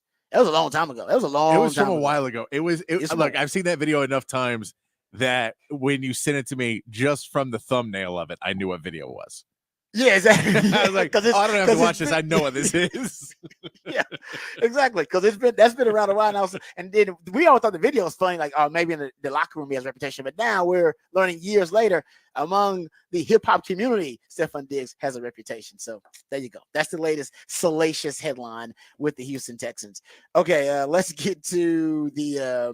You know what? I'll get to the Cowboys here just for a second, and then we'll get to Raj Rant on the other side. Raj Rant will play some Sark sound, start previewing Texas, Oklahoma a little bit more. But I got to give the Cowboys some props, because when the Cowboys are, a joke, we let you know that. All right, when the Cowboys are playing subpar football, and when they're not playing to a championship standard, we're the first to criticize. I'll give that Cowboys defense credit, even with all the injuries. And yes, you got to take their opponents into account. With all the injuries, losing Micah Parsons and DeMarcus Lawrence for a while, hell, Marshawn Needle went down in that game. You didn't have Kalen Carson, Arderon Bland. You've dealt with a ton of injuries, early on in the season. Sam Williams. That rush defense for the Cowboys the last 2 weeks only allowed 2.4 yards per carry. Last 2 weeks. Now, Giants and the Pittsburgh Steelers, you could argue they are not the most prolific and explosive offenses. I totally agree with that. But weeks 1 and 3, the Cowboys' rush defense was among the worst, if not the worst, in the NFL. And I'm not saying they turned things around totally, so they haven't fixed everything. I think they're just playing harder and playing with more pride as a defense overall. But Cowboys have improved on rush defense. Now, we'll see. That'll be interesting that'll be the big test for them when they have to face, who they got this week? Oh, they got Detroit this week, actually, don't they? Vikings? No, Cowboys have Detroit. The Vikings have a bye week. Cowboys have Detroit. The Vikings the Vikings have a bye, and then they have Detroit. Yes, they have a bye week because they just played in London, so they opted to have the bye week after London. Yes, so their next opponent is Detroit. They just have the bye week. Yes. Then Detroit. Then the Cowboys will face the Detroit Lions. Yes, that is. So we were right, and I was kind of right. But yes, so they will face Dan Campbell, Jahmyr Gibbs, or David Montgomery. That'll be the test to see if the Cowboys actually have made improvements, because they still will be without, most likely without DeMarcus Lawrence, and most likely he's on IR, but most likely without Micah Parsons. But even if we don't know about Kalen Carson, and we don't know. Yeah, Kalen Carson, we don't know his update either. I haven't seen anything. Marshawn Nealand, we don't know. Marshawn Nealand. I mean, we assume how bad it looked. That I wouldn't assume he's going to be there, but Kalen Carson's been coming back. He did not have a torn ACL. He did suffer a partially torn lateral meniscus, but he should be back this season, is what they're saying for Marshawn Nealand. But not this game, though. I would not assume that when it's reported back this season, usually not next week. But so that's another guy that you lose on that edge with Lawrence out. That even if you get a Micah Parsons back, probably not 100% Micah Parsons, but still better than a lot of guys, Micah Parsons. Yeah. No, it'll be put to the test. Like I said, I'll give them props because they have improved the last 2 weeks. But is it real or not? I think that'll be tested when they face the Detroit Lions coming up this week. We'll talk more about that matchup. We'll talk more about the Texans matchup. Texans got the Patriots coming up this week. They may be without Nico Collins, actually, the NFL's leading receiver. Yep. And if that is the case, we haven't seen Tank Dell, interestingly enough. I expected him to have more of a presence lately. Well, he got hurt in week 1 or week 2, right? He got hurt and then came back this week, but he dealt with some injuries as well. So I think I'm with you, but I think he's just been dealing with some injuries and got a little banged up. So hopefully, but if Nico Collins is out, then you hope that he would be able to step into that role and take some big shots. Dirty Diggs. You're gonna need him and Dirty Diggs to step it up for you, because I think Nico Collins is gonna be out. It's a hamstring. You don't really want to mess with a hamstring. You want to give it time to heal. So we'll see. But I will admit, Tank Dell, remember, he had the injury last year, so I didn't realize he was dealing with an injury early on. And remember, he had the shooting too. Well, I forgot about that. Remember, he's victim of a shooting as well. So maybe I got to get a man a little bit of some leeway, considering he did deal with an injury last season and he dealt with the shooting. But this will be a big week. If Nico Collins is out and we don't see Tank Dell become a bigger part of the offense, then maybe I'd wonder if, maybe he's not ready, or maybe he's not recovering from that injury from last season, or maybe, like Patrick said, he's still dealing with being nicked up from earlier this year. But I've been really surprised. We haven't seen him break out yet at all. And Patrick may have hit the reason, may just be because of the injuries he's dealing with. All right, we'll come back. We get into Texas football discussion. We'll preview the Texas-Oklahoma game. We'll hear from Steve Sarkisian, all of that and more when we come back right here on the Rodcast, featuring Patrick Davis on Lifetime Longhorn. Rod Babers coming back on the Horn.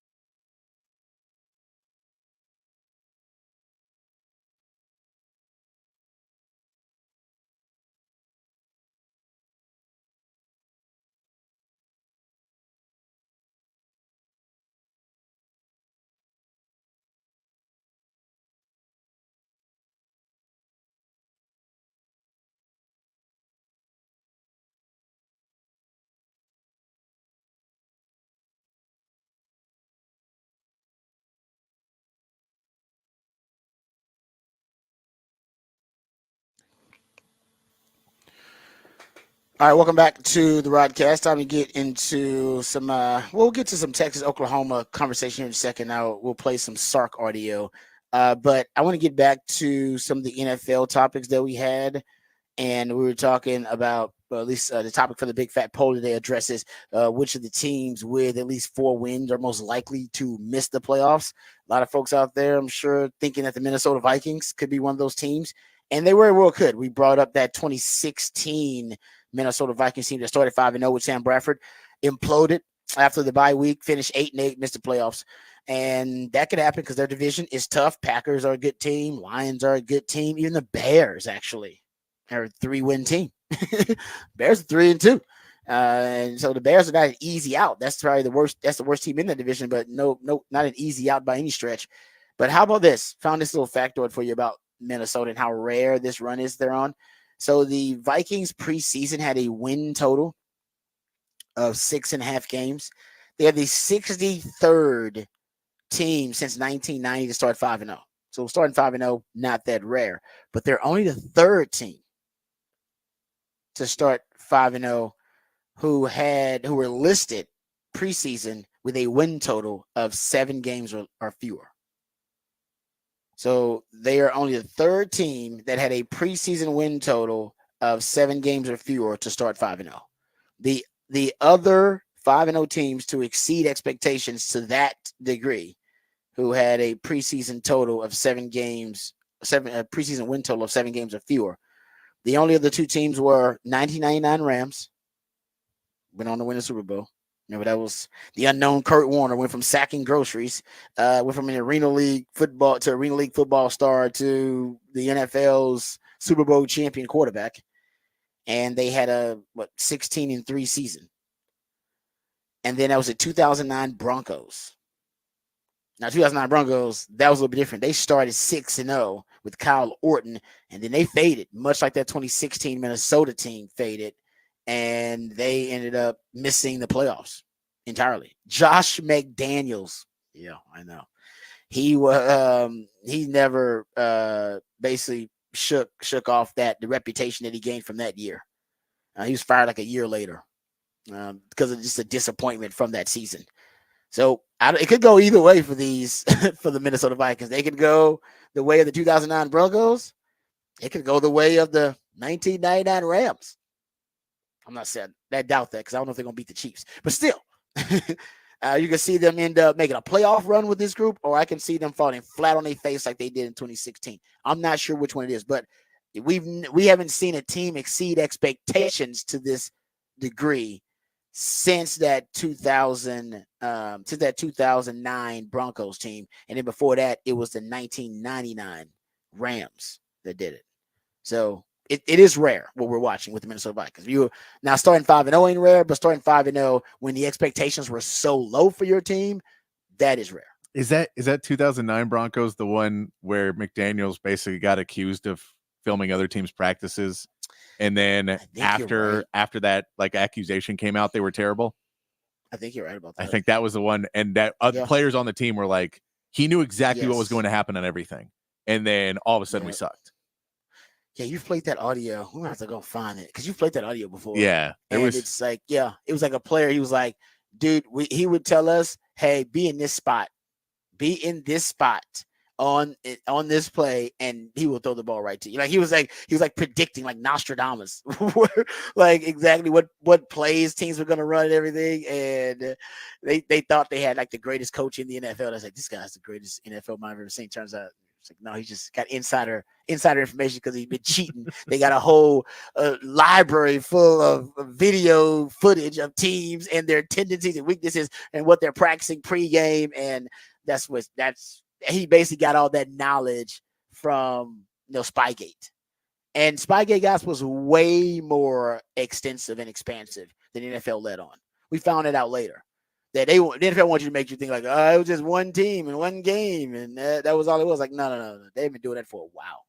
They had a library. Belichick had a very sophisticated system in place to spy on teams. And hey, nobody figured out. Remember, it was one of his own guys that stitched him out. right? It was his own people that once they went to other teams, which is why he liked to heavily guard his secrets. They were like, no, I know what you do, Bill. I used to work for you. What are you talking about?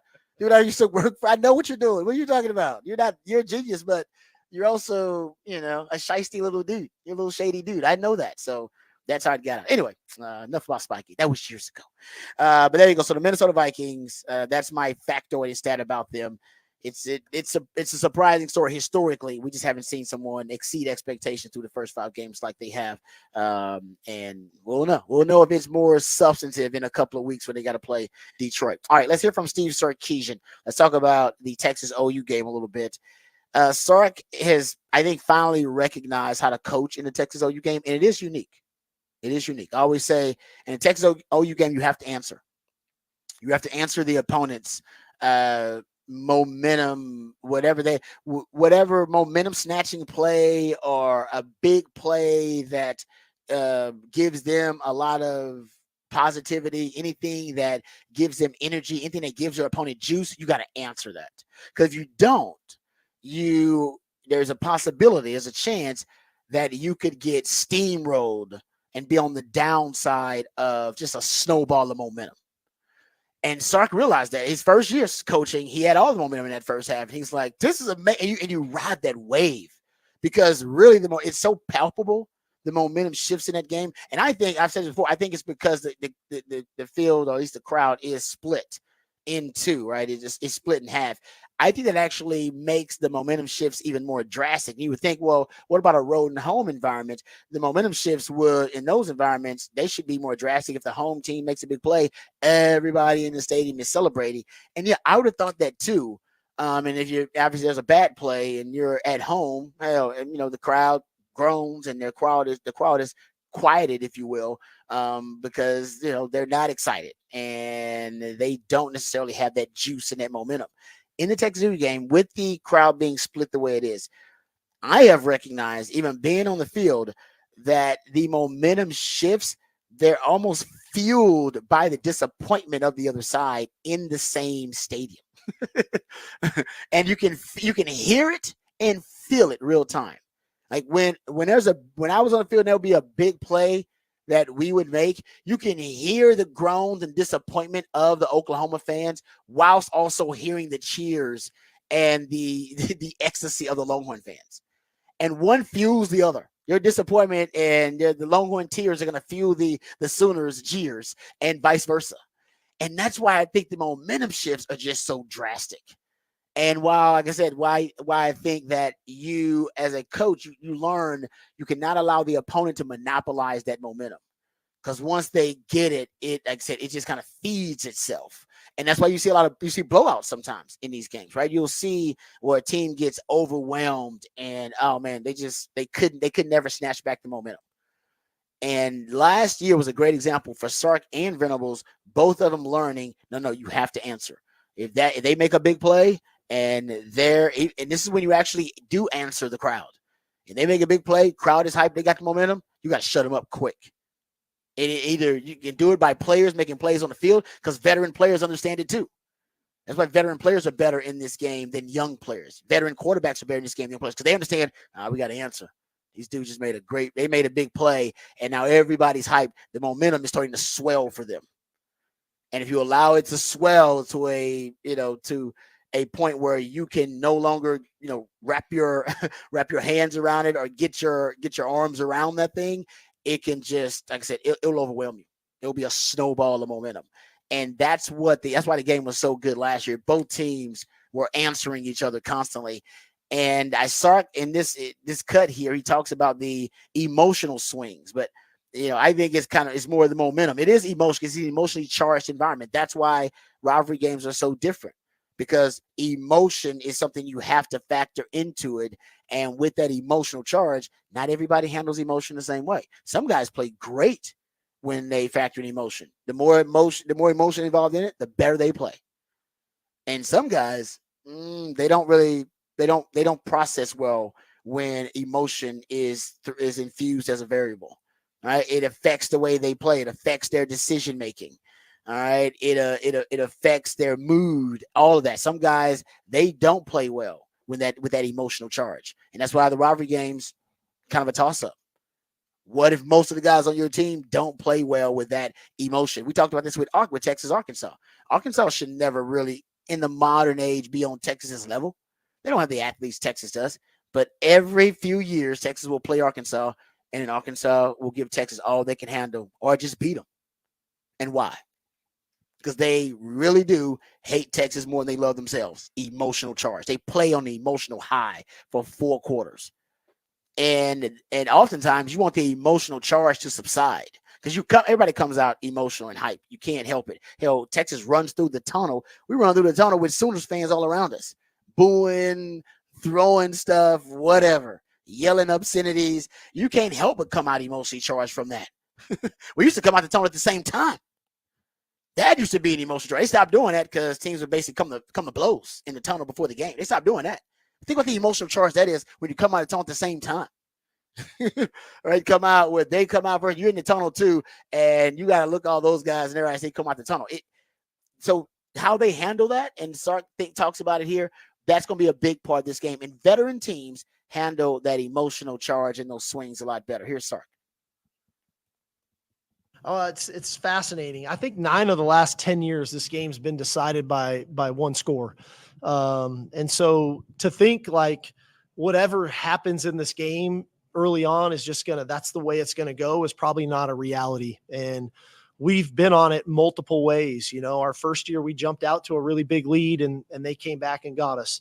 The next year we kind of ran away with that game. Last year we fell behind. We came all the way back to take the lead. And then ultimately they went down to score at the end to beat us. And so I think that the key to this drill to me is emotions run high in games like this, and most notably in this game. And I'm not here to deny that our players won't have some emotions in this game. And I think they deserve that. They should have it. The key is not to cross over that threshold where we get emotional. And I felt like in last year's game, we got a little emotional at times. We had an unsportsmanlike conduct after the block punt for the touchdown. One of our players took his helmet off. That's uncharacteristic for us. And so I want to make sure that we stay true to who we are, that we do have emotion, and there's nothing wrong with that, but we fight the urge to get emotional. So I think when we get emotional, that's when some of those types of things happen that can cause to put us in a position that maybe we not be unsuccessful with. So that's what I'm looking for. And that's what kind of I'm preaching to throughout the week to get ourselves in the right frame of mind for Saturday at 2:49 or whenever we kick off. All right. They start talking about that emotion. It's big in this game. Trust me, man, how you handle it is a big part of how successful you're going to be. And, Sark was also asked about the opponent, Oklahoma specifically, and their strengths. And there's no doubt the strength of this Oklahoma team is their defense. They got some dogs and some ballers in the back 7, especially on the defense side of the ball, period. But I think the strength is in that back 7. But here's Sark when he was asked about, what are the strengths of your upcoming opponent, the Sooners? Well, they've got big playability at the wide receiver spot, and I think they've done a nice job of creating explosive plays and recruiting to explosive playmakers, whether it's Burks, Anderson, Brennan Thompson's created explosive plays. So they've got speed, they've got length, they've got playmaking ability. And that's one of the keys to the drill is how do we guard those people, stop the run, and worry about a quarterback who can extend plays with his legs. And so there's a lot of levels to this, but when you have threats on the perimeter, now you have to think about how are we gonna guard them in a fashion to try to minimize those explosive plays that they're more than capable of making. Yeah, I don't know. I mean, they do have explosive plays at wide receiver, but I don't know how they are going to be able to get those guys to football. Like, I don't know how they would execute vertical passing game. I'll give you a stat. If we look at 20+ yard pass plays, they have 8 20+ yard pass plays on the season. That's 126th in the country. You want context on that? Remember Michigan's their vertically challenged offense? They have 7. They're in the same realm. They're vertically challenged. Now, Oklahoma's got way better weapons. Their verticality issues on offense is probably due to injuries at wide receiver. So they had a bye week to get guys healthy. If Deion Burks plays, it adds another element on the outside, but they still don't necessarily have the accuracy at the quarterback position, whether it's Jackson Arnold or Michael Hawkins, to get them the football on anything other than a deep 9 route or a short, quick slant hitch underneath route. I wouldn't even trust them on an out route, honestly. I trust them on a hitch and a slant. I don't know if I trust them on an out. It might be a pick 6 or something like that if it's inaccurate. So they're just not very accurate throwing the football. So if I'm Texas, I force whoever that quarterback is to be a pocket passing quarterback. I put a spy on him. That could be a Colin Simmons. That could be an Anthony Hill. That could be one of your DBs. I'm putting a spy on that quarterback. I don't want to put a spy on the quarterback. Hell, even on some early downs, I'm gonna put a spy on the quarterback. Because if he's not, if it's going to be a pass, which I doubt, but if they're going to throw the football, I want to spy on the QB because it's one of the only ways that they can hurt you. Because they really can't hurt you in the passing game, in my opinion. At any of those quarterbacks as a pocket passer. And to the weapons on the outside, if they get healthier, then maybe they can challenge you vertically, and that would be something that Texas has to game plan for. But they're not an explosive offense. And you would think, oh, maybe they run the ball really well. They don't. Really, they got 58 plays, period, of 10 plus yards on the season. That's 111th. They got 36 10 plus yard pass plays. That's 103rd. This is not an offense that, like I said, and maybe they had an off week, so maybe they were working on some things. And I'm not saying they won't get better. Guys, this offense is not explosive at all. So I don't think they're going to try to become explosive overnight. That would be stupid. Like that would make against arguably the best defense they played. Not arguably the best defense they have played. I don't think that would be a smart move. I think they're going to take that Mississippi State game plan, which, like I said, has veer and shoot, principles in it and they have veer and shoot DNA because Jeff Lebby, their head coach, Mississippi State, just left there. I wouldn't doubt there's even big communication between Brent Venables and Jeff Lebby. They got a dual threat quarterback in Hawkins that can simulate anything the Mississippi State quarterbacks did. They definitely have enough, girth and size up front to be able to challenge Texas in the power running game, which is something Mississippi State was able to do. And Mississippi State got behind Texas 3 times. They didn't complete all of them, but they got behind Texas DBs 3 times. I counted. And if they can do it, then Deion Burks probably can do it once or twice. And Oklahoma, if they connect on 1 or 2 of those, could change the complexion of the game. I think you're going to get that Mississippi State game plan. So be prepared to get them off the field. Because if they keep converting like Mississippi State did, and I wouldn't doubt if you get them going for it on 4th down.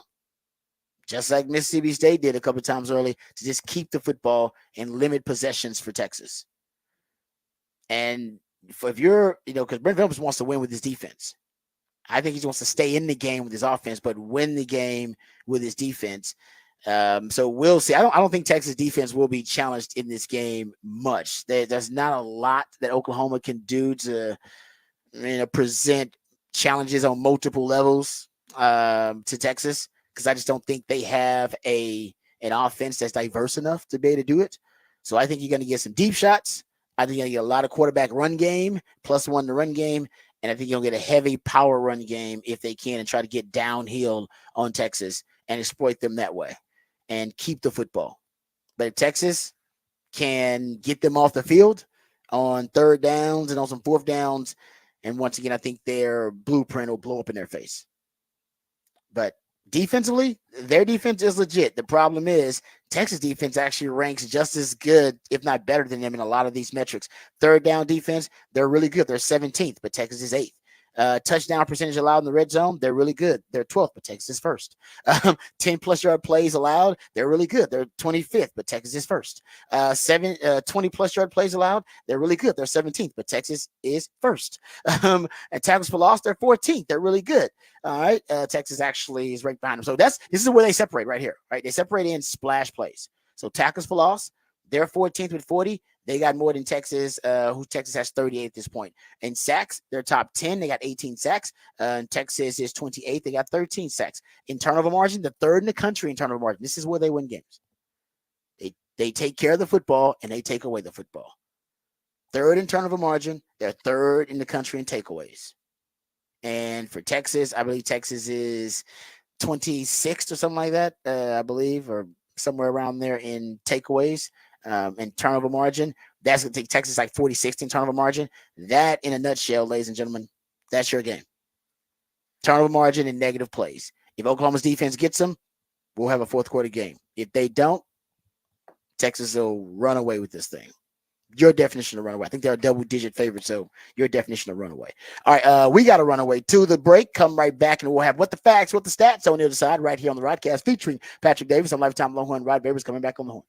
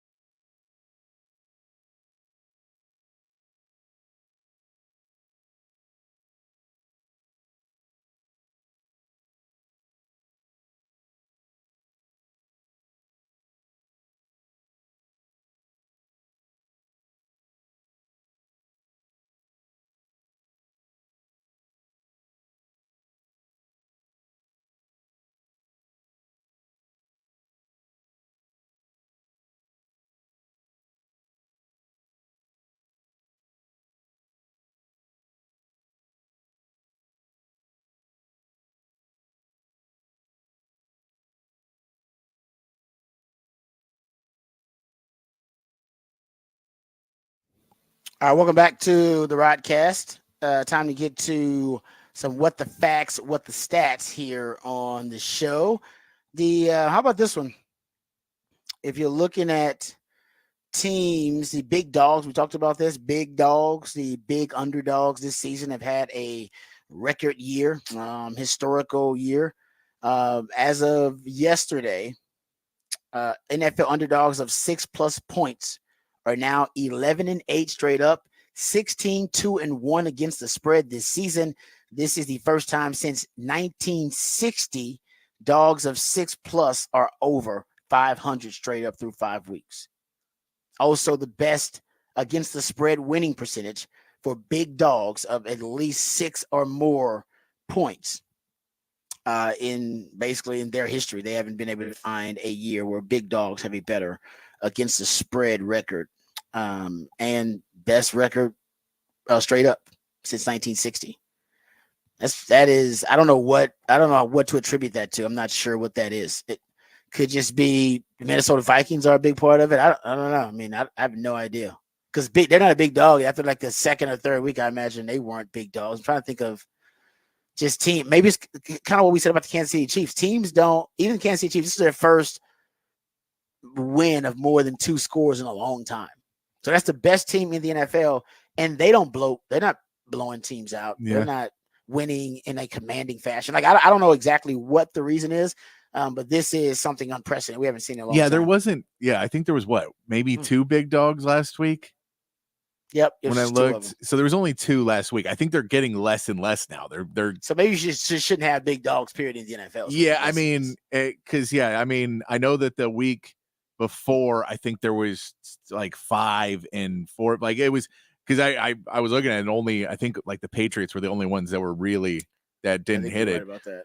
So it's most of these games are not going to be blowouts, and the ones that are not ones you expect to be. It's just like, oh, something goes wrong and it kind of snowballs, and then all of a sudden it's a 20-point game. But I think there's, we saw it's the same thing as Alabama and Tennessee ran into, that if you think you're going to win by a bunch, you maybe don't show up and have the game plan to go out there and score 50 points on them. Say, all right, just don't lose the game. We'll be fine. We'll get a win. Seriously. No, I guess I can't really explain it either. But yeah, I'm thinking maybe there just shouldn't be big dogs like that in the league. Maybe that's the lesson. The league's just too damn competitive, too much parity, which is the way the NFL wants it, right? They want a parity-driven league. We're seeing more parity at the college level too. That would seem to be the case. All right, that's enough of our what the facts, what the stats. Had some other ones I want to share with you, but we'll get to those because one of those is related to Patrick's topic for the big fat poll of the day. So we'll break that out when we discuss that on the other side. Also, speaking of the Kansas City Chiefs, we'll talk about their big win last night to stay undefeated, 5-0 atop the AFC. We'll get into that. And of course, more Texas OU discussion. We'll hear from Steve Sarkisian, still being coy, actually using a bit of gamesmanship, describing his quarterback situation. We'll hear from Steve Sarkisian on the other side as well. All of that and more right here on the Rodcast featuring Patrick Davis on Lifetime Longhorn. Rod Davis coming back on the horn.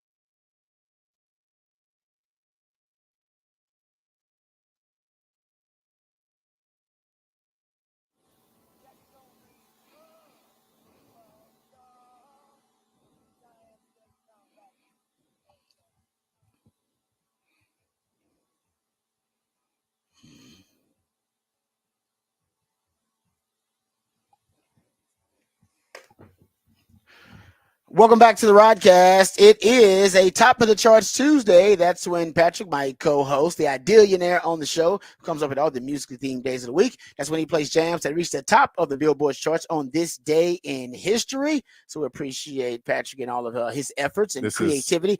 This is John Mellencamp, but this song has a line in it, which you just said, which has become now everyone's favorite line of the song, which is "sucking on a chili dog."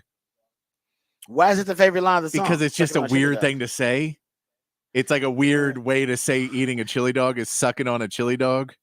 Yeah, that is weird. And so he says it. Chomping would have been better. Yeah, anything other than sucking, but it's.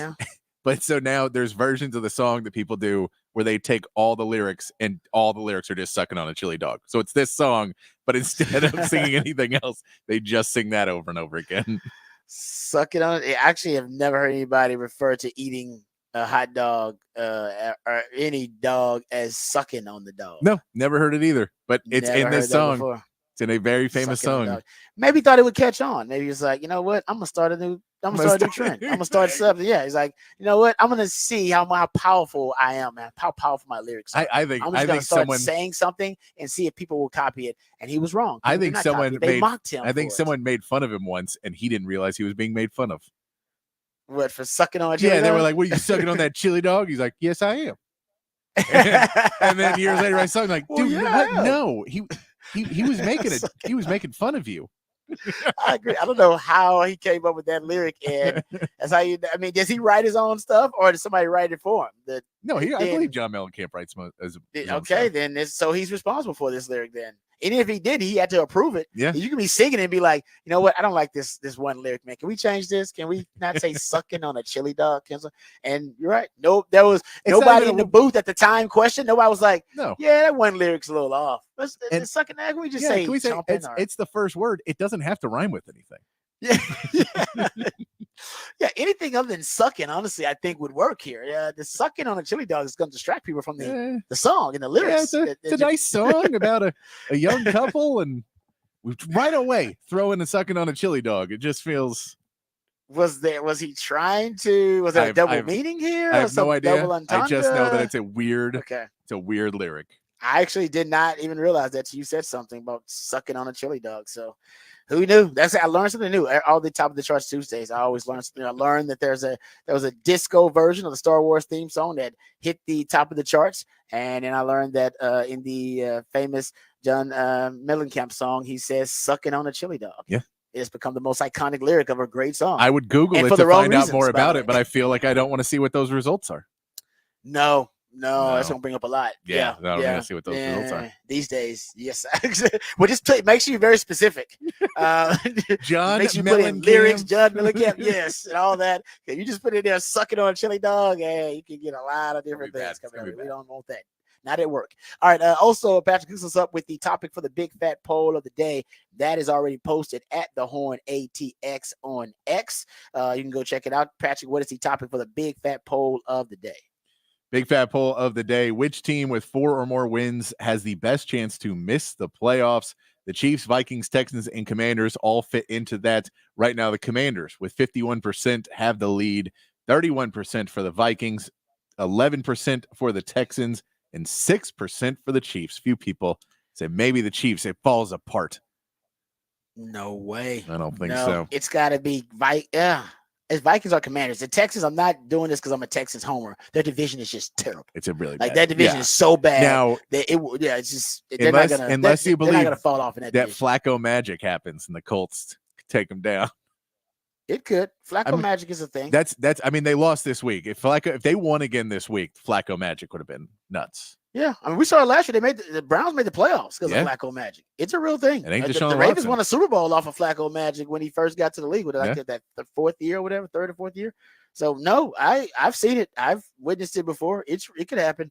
But I'm gonna vote that division is just not up to snuff for the Texans. So I'll eliminate Chiefs and Texans, either the Vikings or the Commanders. And man, I think the Vikings defense is legit, but I think Jaden Daniels is legit. I think Jaden Daniels I'll give you a stat about Jaden Daniels, how legit he is. Because I saw this stat and I was like, good Lord, man, this guy's he's just playing football on a whole nother level, like in a different stratosphere right now. Jaden Daniels is. So if you look at the because remember last year we talked about CJ Stroud having one of the greatest rookie seasons in the history of the NFL. And he led the NFL actually on 3rd and 10 plus yards to gain on conversions, passes, completions that converted 3rd and 10 plus yards to gain. He was tied, I believe, with Jared Goff, if I'm not mistaken, and he had 10 of them.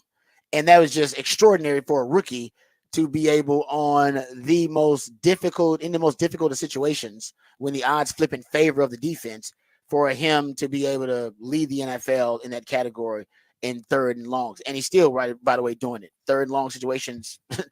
The Texans average 3rd and like 9 plus yards to gain. Last week it was 3rd and 7 plus. And yet CJ Stroud is still dealing. I mean, he's out there playing at a really high level. But how about this with Jaden Daniels? He has converted a league high 38% of his 3rd and longs, 3rd and 7 plus yards to gain. He's completing 75% of his passes on 3rd and long. He's averaging 12.7 yards per attempt on 3rd and long. He has a 150 passer rating on 3rd and long. He's been sacked once, and he has a touchdown percentage of 10% on 3rd and long. He is 1st in passer rating on 3rd and long, 1st in yards per attempt in 3rd and long, 2nd in touchdown percentage in 3rd and long, and he is 3rd in completion percentage in 3rd and long. The league average in converting 3rd and long, guys, is 24%. He's at 38%. Unbelievable. That is freaky, man. He's doing just this freaky stuff. Like, we thought CJ Stroud was the greatest rookie season in NFL history, and I think it was for one season. If Jaden Daniels continues on this pace, yeah, it's crazy. That's how good he's been. Yeah. So, and like I said, CJ Stroud, he's been. I think CJ Stroud's been great this year. But on 3rd downs, and he's been really good. I'll give you a CJ Stroud 3rd down stats. I was gonna save it, but I can give it to you now. CJ Stroud's been really good this year on 3rd downs. As a matter on 3rd and longs. How about this? 29% of Houston's set of downs have reached 3rd and long. So they basically had 30. They're at 29.5%. So at 30% of the Texans of their set of downs have reached 3rd and long. So basically, it ends up resulting in a 3rd and long, 3rd and 7 plus. The Browns are the only team that's had more sets of downs that end up reaching 3rd and long. They're at 34%. But the Texans have converted 36% of 3rd and longs. CJ Stroud is actually leading the NFL with 348 passing yards on 3rd and long. He has 94 more passing yards on 3rd and long than any other quarterback in the league. Actually, Jaden Daniels and CJ Stroud, maybe your best 3rd and long quarterbacks in the league right now, potentially. CJ Stroud's in 3rd and long way too much. I haven't looked at the how often Jaden Daniels in 3rd and long, but I can imagine 2 quarterbacks are better right now at converting 3rd and longs than the Texans and Jaden Daniels and the Washington Commanders. Yeah, that's how good Jaden Daniels has been, though. Isn't that crazy? That dude's a freak. He is just they got him one, man. They really did. They got one. a legit one too. All right. Have you seen that? Have you seen that video of the Giants general manager talking to his kids? Yes. And the son is like, "Get Jaden Daniels." It's like, "Go get Jaden Daniels." Do you think, writes it down too? Do you think that kid? Do you think that kid is just every day like, "What I tell you? What did I tell you?" I would. If I was that kid, I'd be like, "Dad, I tried to tell you, man. Why didn't you listen to me, Dad? You got to bring that up as much as you can." And so yeah, at least you'll get some of those points, man. You get that credibility with Pops, as he did. He said draft him, and I got to go back and look at the way everything worked out. I mean, they would have had to trade up to get him. Clearly, they'd have to trade up to go get him. Yeah, so I'm saying I don't know if they had the opportunity to sit there, but yeah, I believe the general manager's response was, "Well, he's not going to be there when we draft." Yeah, like he'll be gone before he gets to us. Yeah. I mean, you could throw that out there, but dude, it's worth it now to trade up to go get that guy. I think everybody now looking at it saying, I don't think it's a flash. This seems like it's real. Seems like this young man is going to be not only win Rookie of the Year, guys. I believe right now he is the front runner. If we go look at the odds, I don't know if there's anybody with better odds to win MVP than Jaden Daniels right now. I don't think that's the case. I could be off about that, but I don't believe somebody would have better odds. Not after what we saw. Thank you, Texans. Not that we saw. Now maybe CJ Stroud. But it looks like he's 5th right now. Is he really? It looks like he's 5th. Let me see if we get. He's 5th. Okay, man, I'm wrong about that. The way he's playing, and maybe they just figure rookies can never win it. But I don't know if a quarterback out there is playing better than Jaden Daniels is playing right now. But yeah, all right. So 5th, I guess, and rising. Who's leading? And is it Lamar Jackson? No, it's still Patrick Mahomes. Really? Patrick Mahomes, Lamar Jackson, Josh Allen, CJ Stroud, Jaden Daniels. Patrick Mahomes is not having a great year. And then Sam Darnold's right behind him. Yeah, those MVP odds are, I don't know. I don't know about those. But maybe they're not just going off who's playing the best. Maybe they're just going off like, hey, we think this guy's going to win it, period. Yeah, this is where the money should go. And yes, I think that's what they're looking at. I'm kind of go off kind of who's playing the best, but because Jaden Daniels, like I said, I don't think anybody's playing better right now than Jaden Daniels is. I mean, you can still get plus 1,000 for Jaden Daniels. Yeah, last time a rookie won MVP though, it's rare. I mean, you got to go back to, trying to think, Earl Campbell maybe. I don't know. It's last time a rookie won MVP in the league. Did Earl do it? I got to go back and check. It doesn't happen a lot. So maybe they're just going off history that Jim Brown Jim Brown was the last one. 1957. I was say it doesn't happen a lot. Like it's something way back there, way beyond before my time. We just don't see it. So maybe they're just going off history. History suggests a rookie's not going to win it, just because they're just not going to give it to him. But if any rookie would have a case, it'd be what Jaden Daniels is doing right now. All right, we'll get back to some more NFL news, notes, and nuggets. As a matter of fact, I want to talk about the Kansas City Chiefs and their 5-0 right now record and what they did last night, beating New Orleans. But first, let's get updated, let's get educated, let's get informed with all the top stories of the day with Patrick Davis and the Horn Headlines. All right, your Horn Headlines brought to you by Top Gun Rentals and Lawn Equipment. In the MLB playoffs, the Tigers even their series with the Guardians with a 3-0 win. Drake Skubal pitched 7 innings, only allowing 3 hits, and Kerry Carpenter hit a 3-run homer in the 9th inning to give the Tigers the lead. And the Royals held on after a 4-run 4th inning to beat the Yankees 4-2. Salvador Perez started the scoring for the Royals with a no-doubt homer, and solid pitching from the bullpen was able to hold the Yankees to just one more run in the game. All 4 series are now tied 1-1 with the NL teams playing all game 3s today. And in the NFL, the Chiefs remain undefeated after a 26-13 win over the Saints on Monday Night Football. Kareem Hunt ran for 102 yards and a touchdown, while the Chiefs defense held the Saints to 174 yards of total offense. Derek Carr left the game in the 4th quarter with an oblique injury and is set for an MRI today. And that is your Horn Headlines.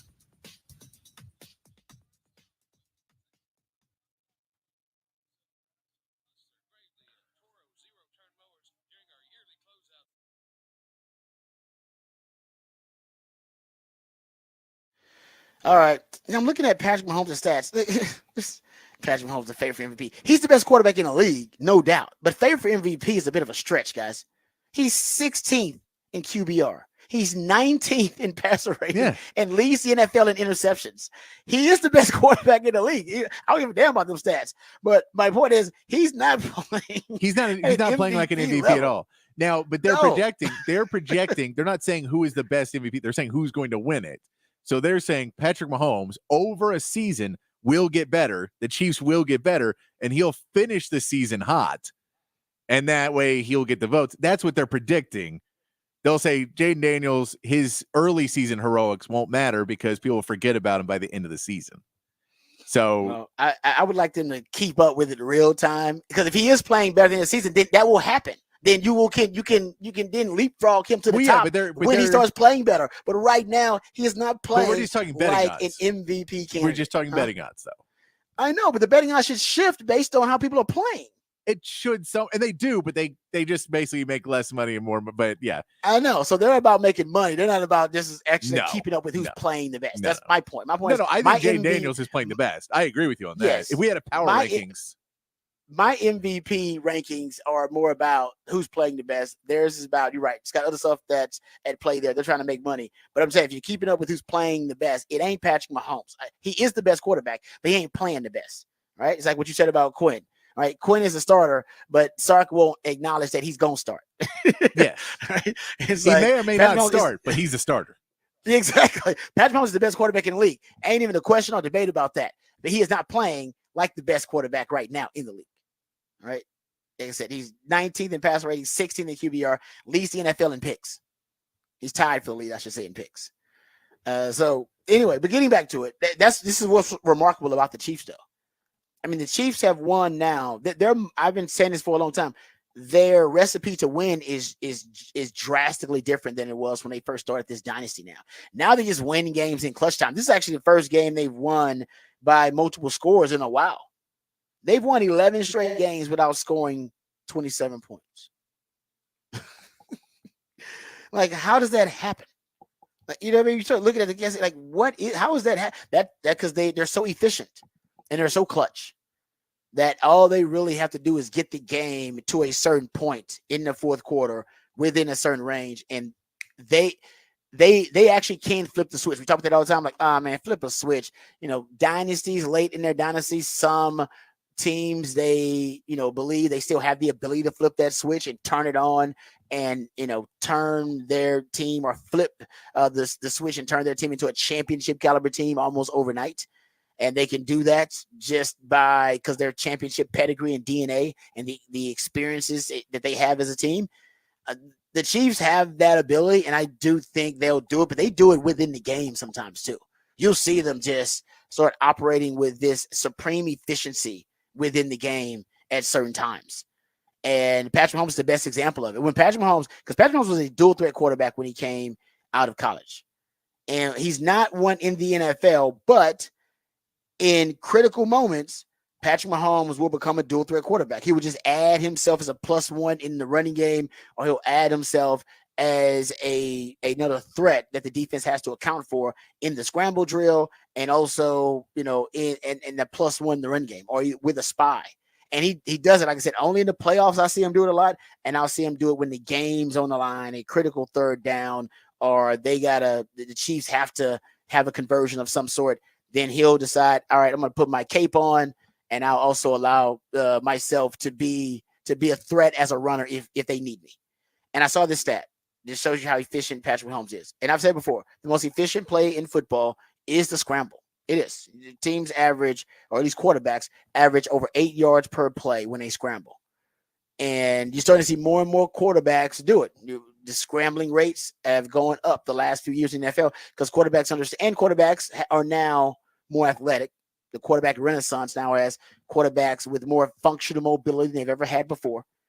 And so quarterbacks are deciding, you know what, if you're going to give me the green grass, I'm going to take it. And teams can't afford to put a spy on a quarterback that's not a Lamar Jackson or a quarterback that's not a Josh Allen. Most quarterbacks, they don't pose that kind of running threat, so they don't put a spy on them. And that's why you'll see guys like Baker Mayfield and now C.J. Stroud starting to scramble a little bit more. They're adding it to their repertoire. But Patrick Mahomes, it may be the most dangerous scrambling quarterback in the league, period. And if he's not the most dangerous, he's probably the most efficient scrambler in the league. And this stat backs it up.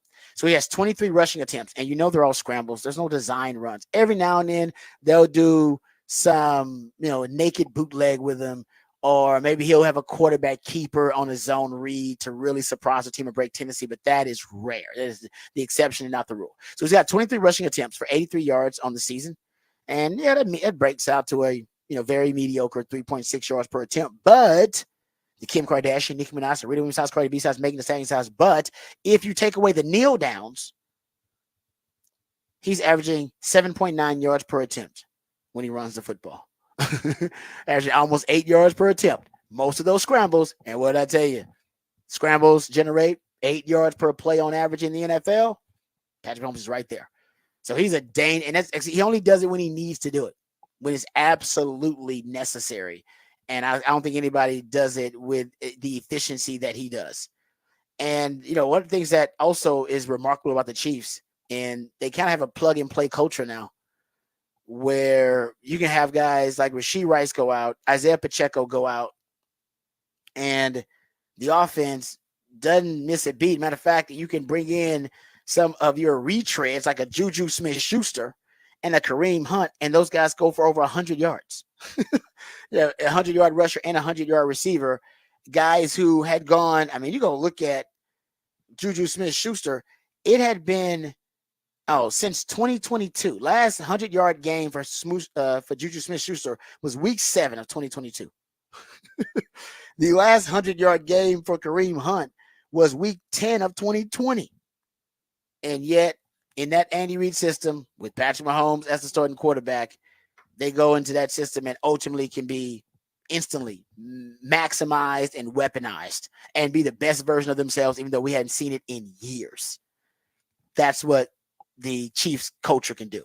Plug and play culture. And they have that weird Andy Reid offense that nothing is off the table. And when they do weird things, you don't know if it was an improv or if it was meant to be, which is case in point, that lateral Travis Kelce threw on 3rd and 21. And they run a little play, and it really feels like it was drawn up because the running back doesn't come in on the play. The running back runs off. He runs like he's going to come in and then steps off, and Kelce throws him the ball, and he goes up and gets 20 yards on a 3rd and 21 that lets him go for it on 4th down. But you watch plays like that, and you go, well, was that Travis Kelce being Travis Kelce, or did Andy Reid really have a play for 3rd and 21? I think it could be both. Because we found that out about but that's the genius pass of the Andy Reid offense is he can call plays and then no one knows if it was supposed to be the play or not because he's got Patrick Mahomes and Travis Kelce and those guys who can execute him well enough that you don't know, well, was that a Patrick Mahomes design run or was that a Patrick Mahomes or was it just a scramble? And like you don't really know some things. Was he supposed to throw behind the back? Was he not? You don't know in an Andy Reid offense. With those guys on the field, it just adds this extra element of they may be practicing these things that seem like they're the craziest off the wall abilities. But if you got to play for 3rd and 20 plus, who's got that play in their playbook? Andy Reid. Andy freaking Reid. Yeah, you're right. I agree with you 100%. It's wild. And yeah, I started looking at. Yeah, they have great improvisation skills, the guys that he has on the team. But I think, remember, they say in practice, they do practice scenarios and stuff like that. So I think it is a little bit of both because of behind the back pass. Patrick Mahomes said, we practiced it, but in that moment, it was not a design behind the back pass. Exactly. And he said it never will be. He said in that moment, I have to, my athletic instincts have to react as such where I've practiced it, it's muscle memory, and it is the ideal way to execute that play rather than, hey, let's do it behind the back pass right here. It's like, no. The defender decided to cut me off this way, and Travis Kelce, based on the angle, I thought, honestly, it'd be easier for me to throw it behind the back rather than try to go through the normal throwing motion because the defender is cutting me off, and he may be able to affect the throwing motion or affect the play. Those guys are fighter pilots, essentially, how quickly they're processing all the information. But I agree with you. And that's because Andy Reid, he says in practice, I want you to experiment. Experiment. Do crazy stuff in practice. So when you do it in the game or you want to do it in the game, it is more second nature and more muscle memory rather than, oh, man, I'm going to try something I've never tried before. It's like, no, you tried it before. You did in practice. And you talk about with the offensive linemen where we've mentioned he's won Super Bowls with different left tackles, that these offensive linemen have to understand how to play with a guy who moves like Mahomes does, because you see in a lot of other teams that a quarterback tries to get fancy and the lineman is, I'm designed to put my guy over here and you'll run into him. I'm not judging where you're at any point in this. And if you're going to run behind me, I may trip you up because I may take a step back, and that just doesn't happen to them very often. They continually have the way where the line just knows how to block and turn and push and not hold in positions, but get around and move guys. It's mind-blowing in ways that they do things that are in the moment, and you can't really plan it to work out the way it does. But then if you watch it back, it feels like, oh, no, they've run this 100 times in practice. Feels like that. Yeah. No, with it is. I don't see anybody derailing what Kansas City has built at this point. Just Yeah. I don't think a team right now feels like they're clutch enough or they're well rounded enough to take down Kansas City in the playoffs. So right now they still are the pick to finish this dynasty. They are, I would say, they are now becoming though more and more of a pop culture, like a pop culture entity. Just of course the Taylor Swift thing and Travis Kelce. Now Travis Kelce, the Kelces are everywhere. But now that they're about to go on this, this three-peat potentially, we're starting to see more salacious headlines associated with the Chiefs. Some good, some bad, of course. This one's kind of cool though. So one of the big plays in the game last night, or one of the best plays in the game last night, was the big boy interception. You had Kalen Saunders, who reached, I think, a top speed like 15 miles per hour, 15.7 actually, on his 36-yard interception return. The third fastest speed by a ball carrier who weighs over 320 pounds since 2016. And then once he made two back-to-back plays, right? Two brilliant back-to-back plays. There was one play, he got a goal line stop essentially on Travis Kelce. And on that play with the interception, they're throwing the Juju Smith-Schuster ball gets tipped up in the air. Big boy gets the interception and then returns it 36 yards out of the end zone for the New Orleans Saints. And so they were telling the story of this guy's background. Apparently, Kalen Saunders has a really interesting background. His brother, Cameron Saunders, is actually a background dancer for Taylor Swift. And they told the story last night, and I'm surprised this hasn't come to light earlier, but he once was on the Kansas City Chiefs squad. He was drafted by the Chiefs, and then he was signed by the New Orleans Saints. I think either last year or this year. And so he's got a history with the Chiefs.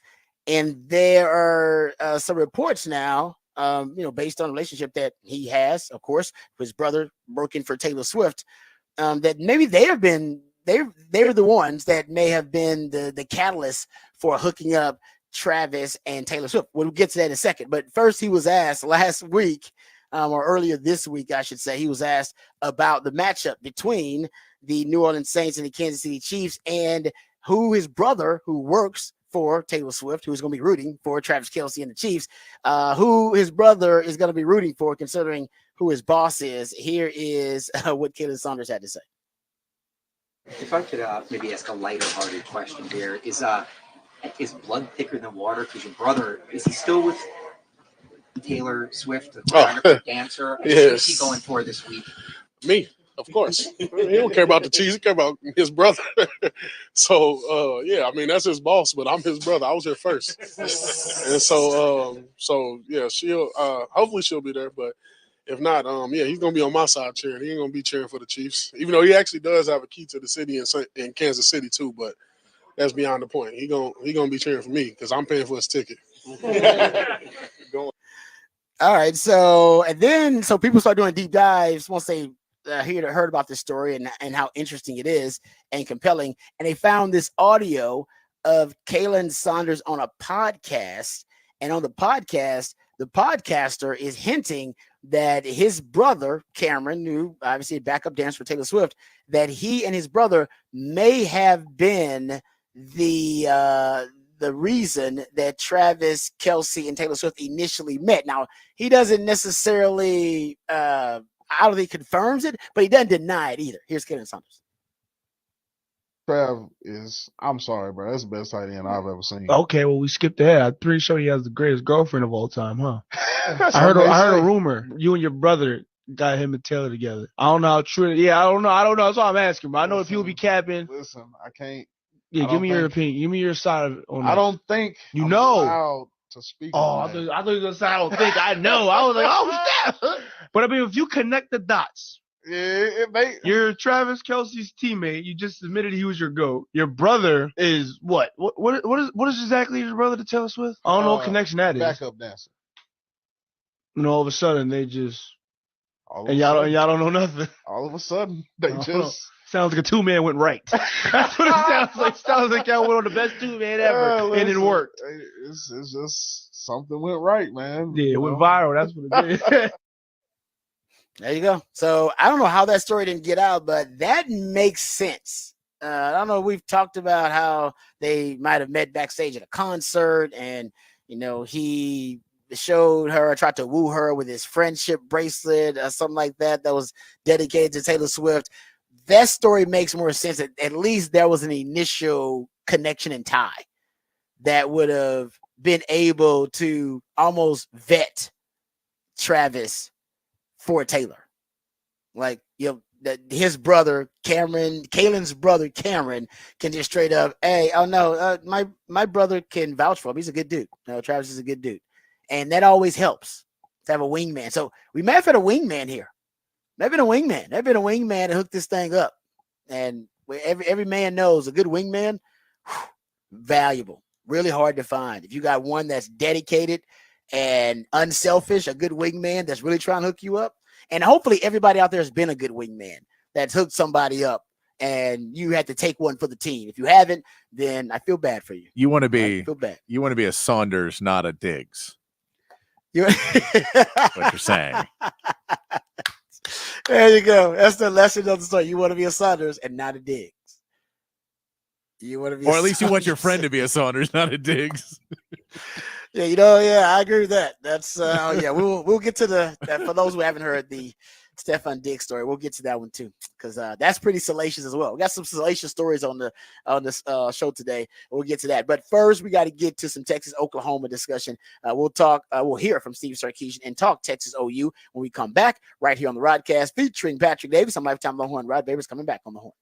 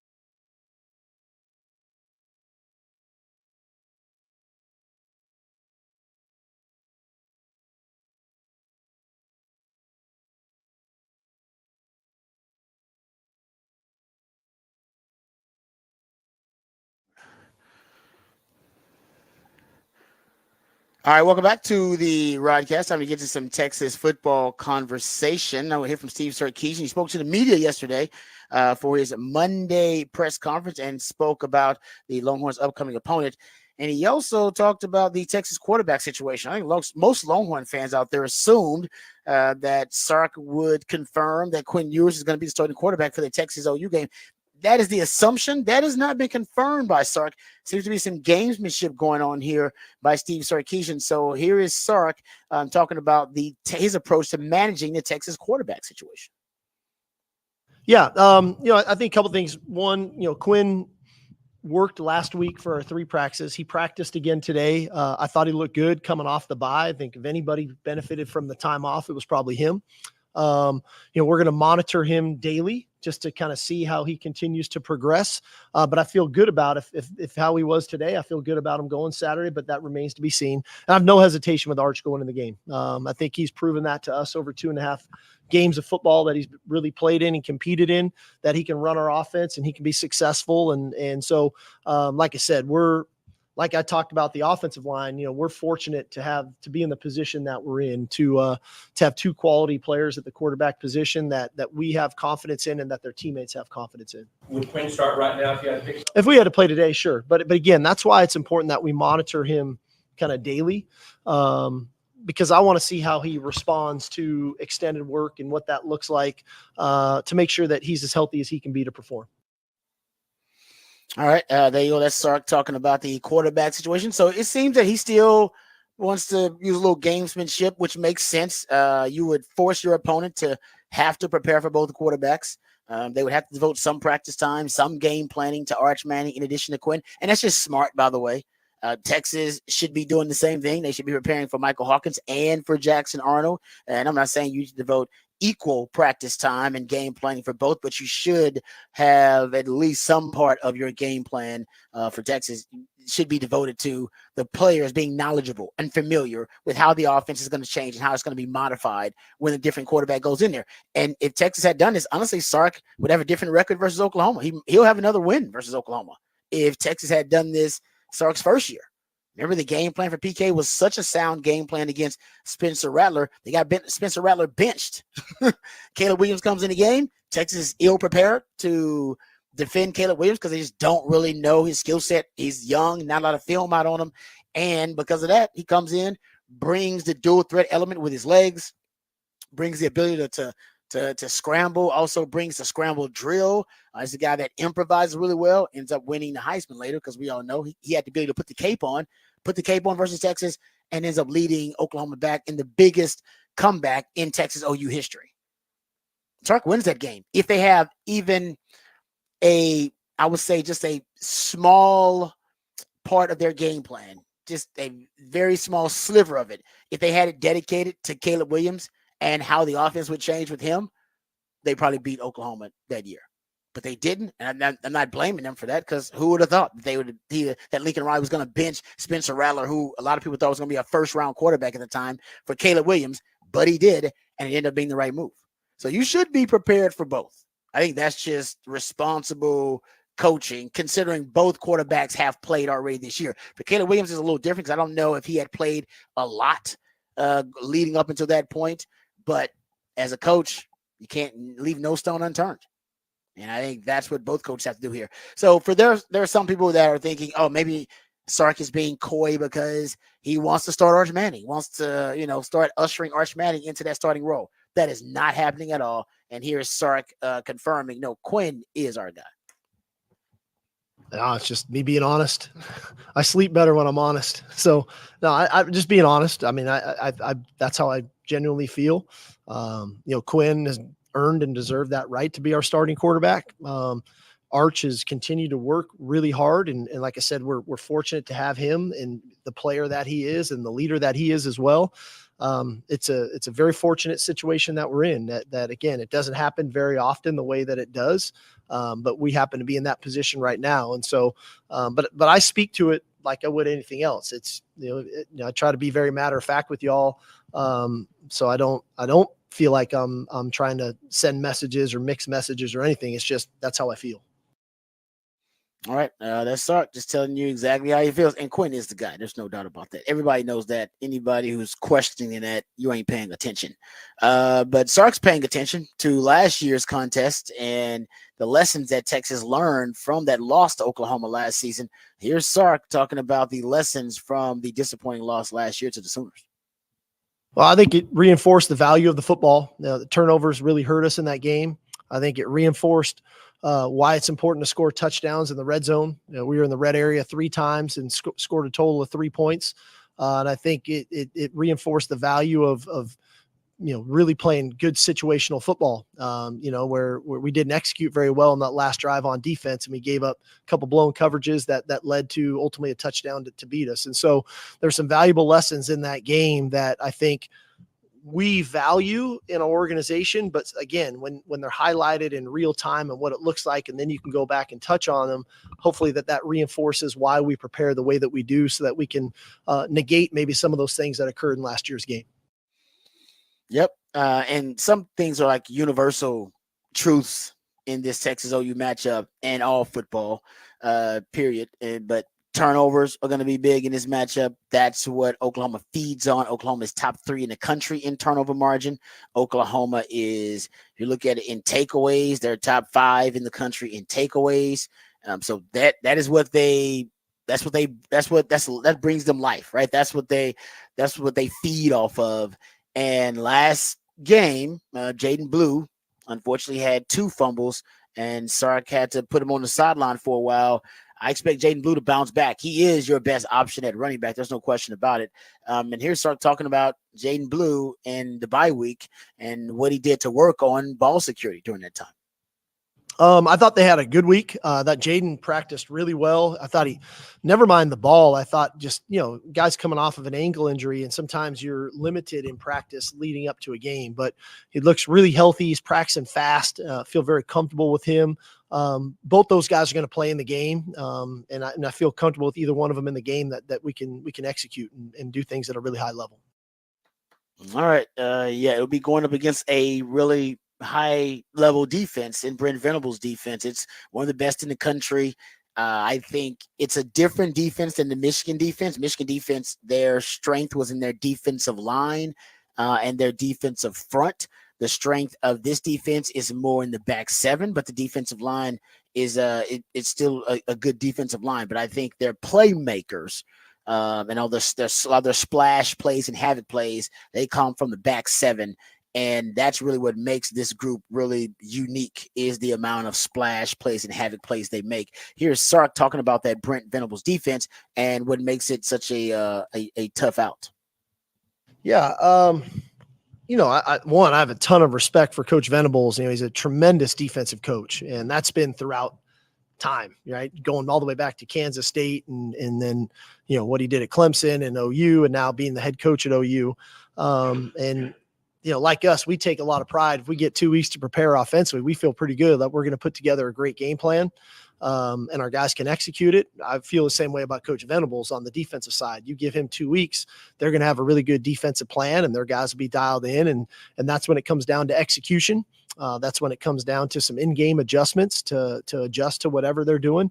But knowing that, I think one of the things coming out of really the last couple of years is, what's on tape might not necessarily be what we're going to get. And so we've got to do a great job in game of adjusting, especially early on, to whatever they present to us. I think one thing we've learned this season is that, the tablets or the iPads and the video on the sidelines has been really helpful to communicate to our players and to show them so that we can make those adjustments even quicker. And I think this weekend that's going to be important as well. All right, there's Sark talking about that the Oklahoma defense, and Brent Venables, trust me, man, he'll have some surprises for Sark. I guarantee you that. And Sark just mentioned he's going to be ready for that, right? You have to anticipate, give your opponent enough respect, all right, and assume that they're going to have a good game plan. Assume that they're going to throw something at you, especially with 2 weeks to prepare, that you have not seen and that you did not expect. And then that's when your ability as a play caller is really challenged, because you have to adjust on the fly. That's being a chess master. So here's Sark talking about responding to surprises, expecting the unexpected in the game plan?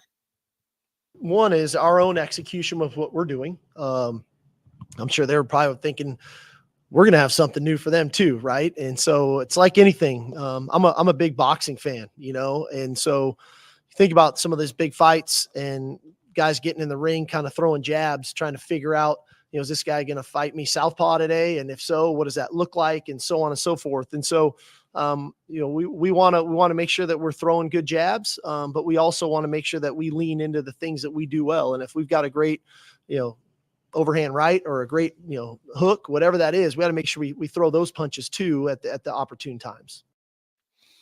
All right, that sucks. Yeah, you got to expect the unexpected, and there will be a situation, multiple situation where Sark's going to have to adjust on the fly, throw out the game plan you initially had, and put together, something on the sideline. And I think that advantage goes to Texas because you got a lot of continuity on the staff. You got a third-year starting quarterback in the same system. Got continuity and veteran experience back on the offensive line. I think that having a lot of pieces that have experienced this situation before and that are used to communicating in a crisis, I think it's going to help Texas. Oklahoma doesn't really have that. Got a new OC, got a new quarterback now, got injuries at wide receiver, don't have the continuity on the offensive line. It's a different test for them. But here, start talking about the Oklahoma strengths, and I think that starts usually with the defense, but here, start talking about the strengths of the Sooners.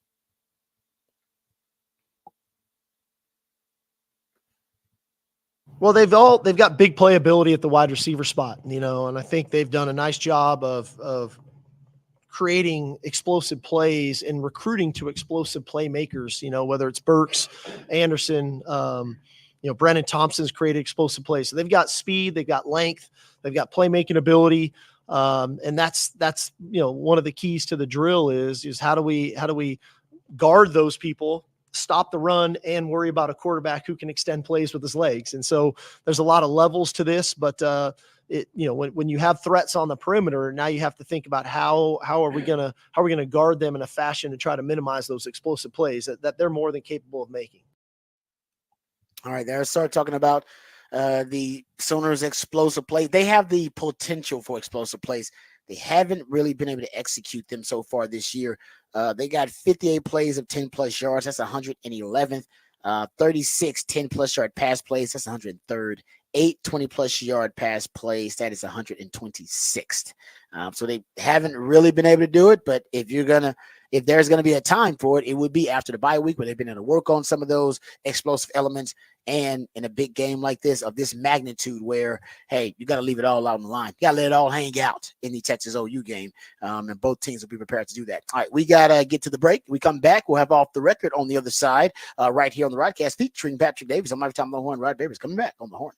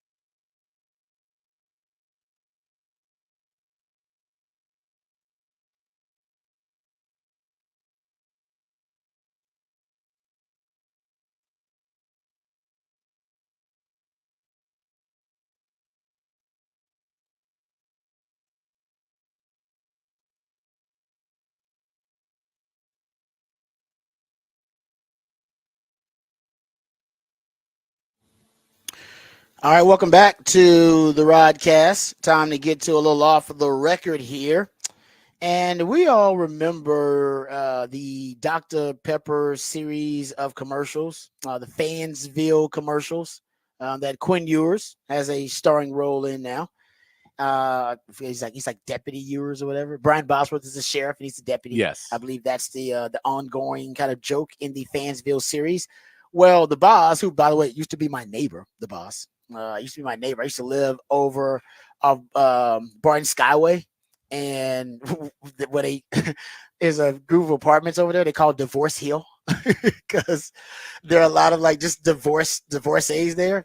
Trust me, I was me and my now wife were living together, so I couldn't take advantage of all the single moms I know, but there were a lot of single moms. And apparently, one of the things is that it has the Westlake area code, so your kids can go to Westlake. So that's why a lot of moms will live there just so their kids could have access to school, or people would just get apartments there because they treat it like private schools. Like, no, we pay rent at this place so our kids can go to Westlake. And that's basically I met like a few people like that. Well, anyway, the boss lived in that apartment complex with us, and I would see him all the time. And I never spoke to him, but we had an unspoken like connection. Because he would early in the morning, I was up early in the morning. He was up early in the morning. I don't know what it was. I don't know if he was working out. Usually I was either working out or taking the dogs out. And he had a little dog too. He had a little tiny dog. I had big dogs, big chocolate labs. And he would take his dogs out. He wore Sooner gear from head to toe, Sooner down, literally begging some Longhorn to say something to him or give him a dirty look, like Sooner down, knowing in this town, we don't like Sooners in that way. So he'd wear Sooner. And when I first started seeing, I was like, man, and I would every now and then I have a Longhorn jacket on or something like that. I maybe a hat on, but I'm not like decked out from head to toe. So I took this as a passive aggressive challenge. So every morning, I know he know. If you ask to bet he remembers, like, yeah, that Longhorn guy used to live in I would get decked out in the morning. Longhorns from head to toe, shoes, socks, pants, jacket, shirt, everything. And I knew he started noticing, like, this dude is so decked out in Longhorn gear. I would go out of my way to make sure I saw him and I was decked out in. And I would never even speak to him. I would like every now and then I'd give him the head nod, but I wouldn't go out of my way and go, hey, what's up, boss, man? You're the man. Hey, I play at Texas too. Nope, none of that. I just wanted him to know that I know that you're trying to rep the Sooners here, and we will always rep burnt orange harder in this damn town. Yeah. So I just did it. It was basically my passive aggressive shot at him. You just give him the wave with the giant hook 'em foam fingers. That's basically what I was doing. I mean, he had to, at one point, I'm sure he was like, this dude is trying too hard, man. Come on. There's no need. It was like hot sometimes. I had on like a jacket. It was like hot out. He's like, why are you wearing a jacket? I was like, you know why. I'm representing them horns, baby. But anyway, the Boz, from what I heard, he was actually really cool around there. People liked him. Like I said, I never spoke a lot to him, but I saw him a lot. Well, he was on a radio station. He was talking about, he's actually on the ref, K-Ref Sports, OKC 1400 AM. And he was on there talking about filming the Fansville series commercials with Quinn Ewers and his first time meeting Quinn Ewers. So I thought this was pretty cool because he apparently didn't know about it. They didn't tell him about it. So here's the Boz talking about his him being introduced to Quinn Ewers for the first time. Because they didn't tell me Quinn was my deputy until we got to the set. And I said, so who's the guy? Because every year, the last 3 years, they brought a new guy on. And they didn't tell me this year, probably because I would say, no, hell no, I'm not doing that. But when they said it's Quinn Ewers and he wants to meet me, I said, all right. Tell him I'm outside his trailer. And when he walks out, tell him don't look anywhere but straight ahead. And I'll be coming from one side or the other, but I won't let him know. He'll hear me. But we had fun together. It was a great opportunity. He's a great kid, great competitor. But yeah, and it took all I could to, be nice to him for the first few minutes, and then I realized, man, he's too nice a kid not to be nice. He's like every other athlete. They all have great passion, and they all have a great desire to be great at what they do. They wouldn't put the work in if they didn't. But I just wish he was wearing crimson and cream. Not burnt orange. Who wants to wear burnt orange? There's nothing in the closet that goes with anything orange, burnt or otherwise. I don't own anything orange in my house, so I don't know why anybody would wear burnt orange. I was like, I kind of agree with that. Before I became a Longhorn, I had no burnt orange in my closet at all. And now, I don't know, probably a quarter of my closet is burnt orange. So it is a thing. Like, I don't know if I was a Longhorn. I don't know if I'd be into burnt orange. No, I'm just gonna tell you the truth. It's not a color you just wear randomly. No, I mean, maybe around this time of year. The fall, I guess. Yeah, maybe fall-ish. like pumpkin. You get a little, but it's still not burnt orange though. It's usually an orange-ish fall orange. Burnt orange, maybe. You know, I have to agree with him on that one. Come on, guys. If you were not a Longhorn, you would not be into burnt orange. No. I look. I don't think I own anything burnt orange that's not a Longhorn thing. Agreed. Like I don't think I own just any burnt orange shirts that are not that I didn't buy specifically to be a Longhorn to rep thing. the Longhorn. Yeah, I didn't just go. I like this. I don't think I ever did that. Yeah, I agree. I also don't think there's a lot of it out there. I don't know. It's not. And you know what? If it is, they will sue you.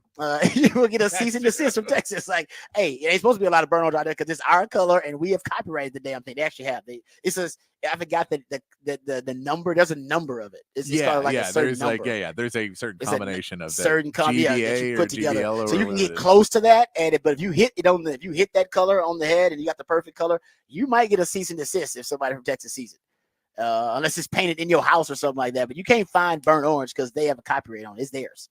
You can come close to it. We're close to it. We got little shades of it. No, that's why when you find that shirt online and it look like that orange looks weird.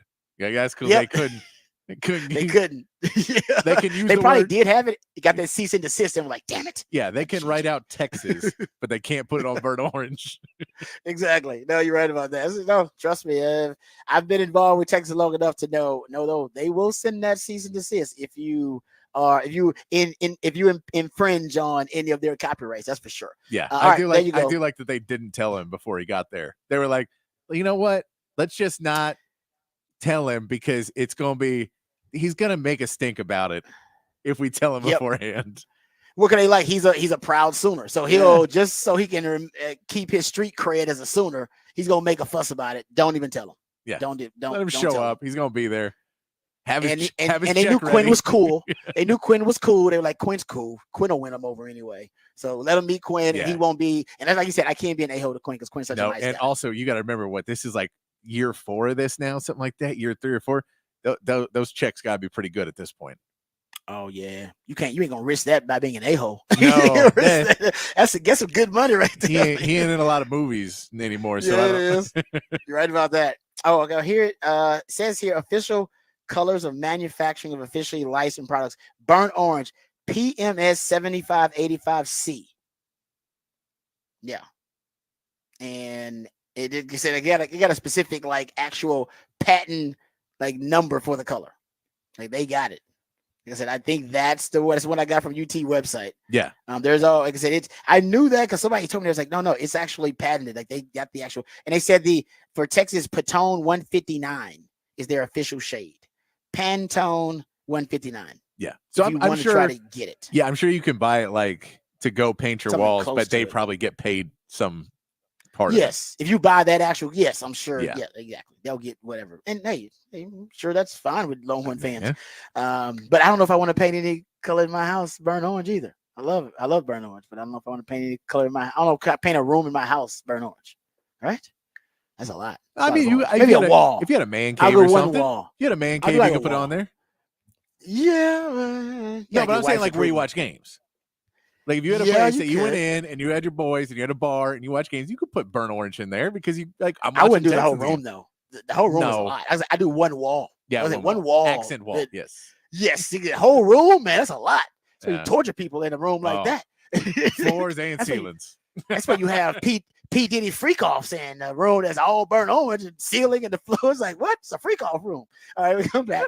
It's our first freak off reference, I believe. By the way, that is the actual term that the authorities use to describe the P. Diddy party. Did you realize that? They use the term freak offs? I did, because they have to use it in a court of law, which is hilarious. Yes. They're using it like I heard like the actual the investigators describing it like and the freak offs, and we're like, you use that term? Oh, is this have they put it on Law and Order SVU yet? No, but me and my wife were talking about that yesterday, and we expect it to happen pretty soon. You know, because they snatch stuff from the headlines. But you know, the only famous like salacious headline that Law and Order probably hasn't really tried to replicate over the years is the Bill Cosby one. They really haven't done a Bill Cosby yet. No. Did they do an R. Kelly? I believe they did. I got to go back and check. I want No. to say that was like an R. Kelly. There's always an R. Kelly. I mean, the P. Diddy one is definitely coming. Yeah, That's when coming we quicker. see that, we just want to see Ice-T talk about freak offs. That's And that's how you know it's going to be the P. Diddy one, because they're going to use the term freak off, and they're going to do a baby oil scene where it's like they walk into this room and it's like filled with baby oil. That's one of the other. Just get one of oil. the guys to just do a comic pratfall. Whoa, whoa, whoa! Yeah, he's right. But like a Tom Hanks physical comedian style back in the day. Whoa! Boom, boom, dun, dun, dun, dun, dun. All right, we come back. We'll get into some Texas football conversation. We'll continue to hear from Sark. Also, NFL news, notes, and nuggets. We got to talk about the Cowboys a little bit. I'll give them some props. And we got to talk about the salacious headline that is now linked to your Houston Texans. That's how you know the Texans have made it. It's official. Right here on the Rodcast, featuring Patrick Davis of Lifetime Low and Rod Davis coming back on the Horn.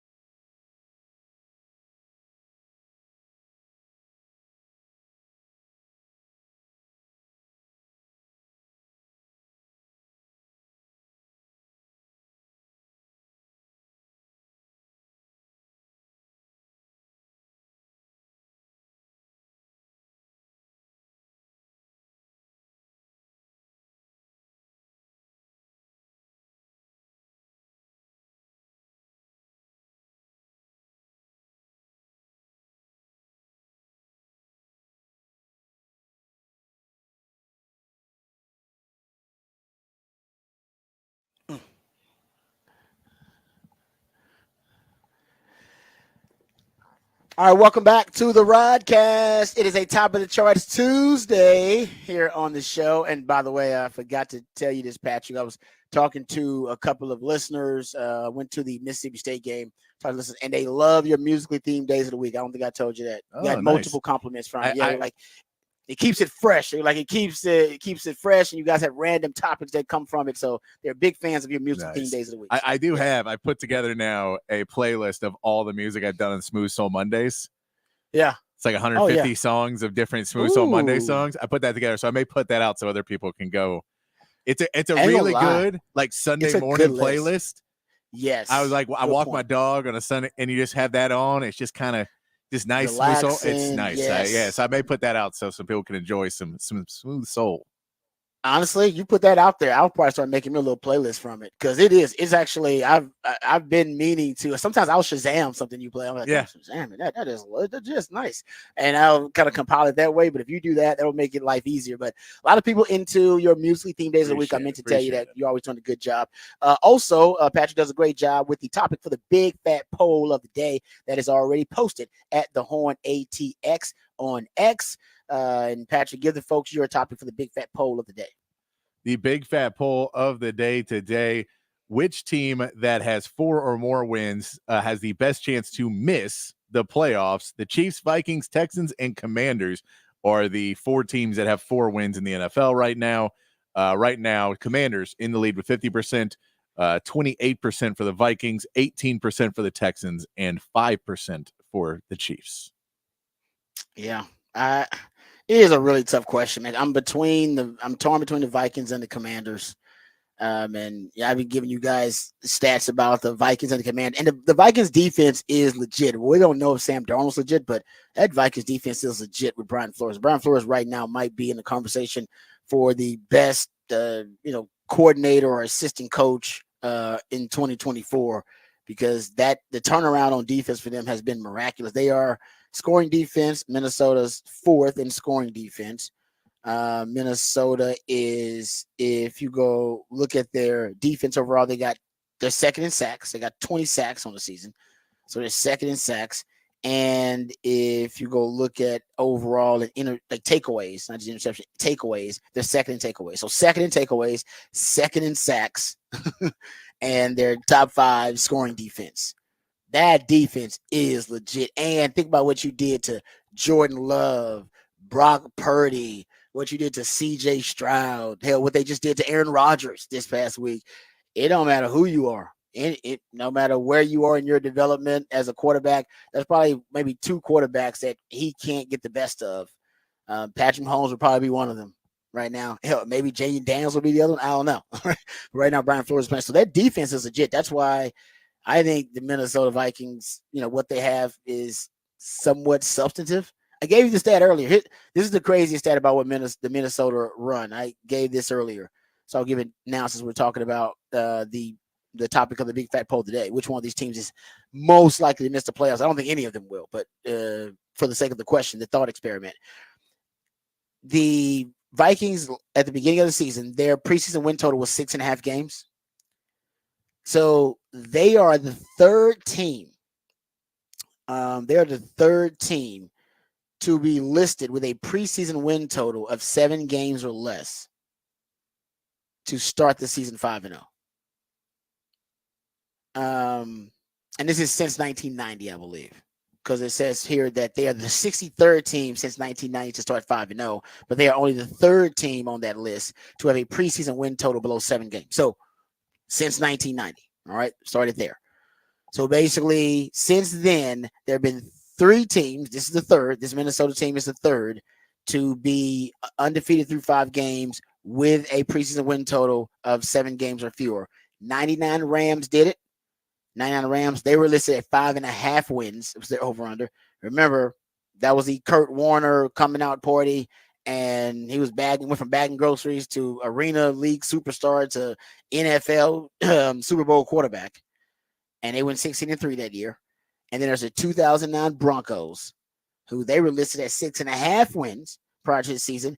And 2009 Broncos, that's your Josh McDaniels coach team. Jay Cutler was traded to Chicago that year, and they still started 6-0 with Kyle freaking Orton. Isn't that crazy? I forgot about that, the Jay Cutler trade. Yeah, smoking Jay Cutler. But then they faded. They ended up 8-8, missed the playoffs. And so some people are saying basically this Minnesota team is the 2016 Minnesota Vikings. Started 5-0 with Sam Bradford, imploded after the bye, finished 8-8, missed the playoffs. That this is basically this what we're gonna that basically we'll witness that pretty soon here. But that's why that Detroit game is perfect, because it'll be the test. They got a bye week, as Patrick mentioned, then Detroit. That'll be the test to see if this Minnesota thing is for real. But the defense is for real. Sam Darnold, I don't know if I can say that's for real. That could just be right system, right time, right place. Sam Darnold, right place in his life. I don't know. I haven't studied Sam Darnold enough and watched him enough to know if he is erasing a lot of bad plays with that offense, if he's making the plays, if the system is helping him make the plays. I'm not sure which one that is. And I'm not, by the way, I'm not trying to disrespect his run and what he's doing and his accomplishments. Just saying that I don't know. I haven't confirmed if I think it's substantive and if there's longevity to it. That I don't know. That defense, that's real. That's been tested thoroughly. And then the Chiefs, the Chiefs are just the Chiefs. We talked about it. The Chiefs have won 11 straight games without scoring more than 27 points, which is ties the NFL record. They're winning now with defense. That Chiefs defense, I think, is the 6th best scoring defense in the league. That's how they're winning games now. And Patrick Mahomes is just efficient. He's just he's the best quarterback in the league, but it's about efficiency for him. And it's not even necessarily about spectacular plays or stats. 16th in QBR, 19th in passer rating, leads the NFL interceptions. Yet the Chiefs offense just does enough.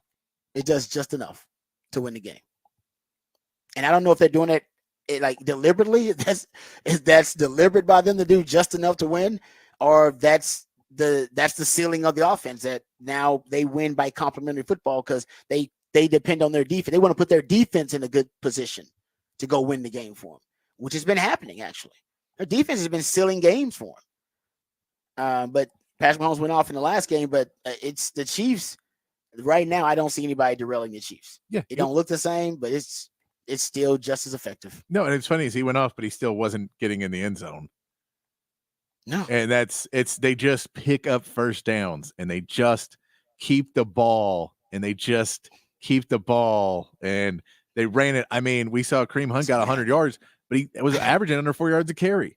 It's not like he was really effective running the ball. It wasn't something where you think this guy was killing it, but they just said, we don't need you to, because all we need is you to just, keep picking up enough yardage that we can keep moving the chains and just don't give the ball back to them, because we know we don't want to go 40-40 now and try and shoot anybody out. But if we just don't give them the ball much, our defense is good enough to go handle business. Yep. It's working. Like there's no doubt. It's legit. It's working.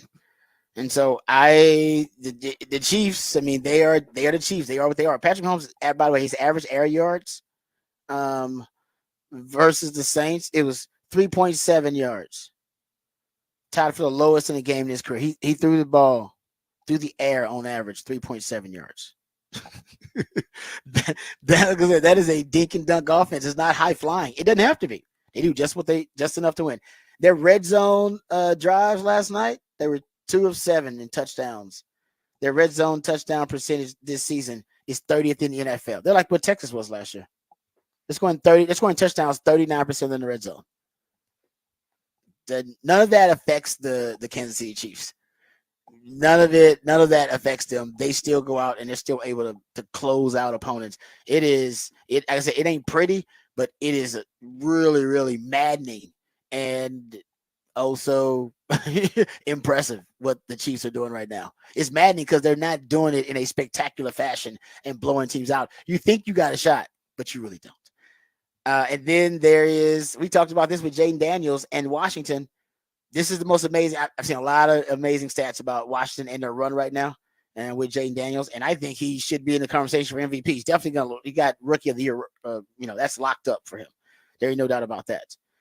But this stat here is my favorite Jaden Daniels stat. 3rd and long, we talk about all the time. 3rd and long is one of the most difficult situations to navigate for any quarterback, let alone a young quarterback. 3rd and 7+ yards to gain.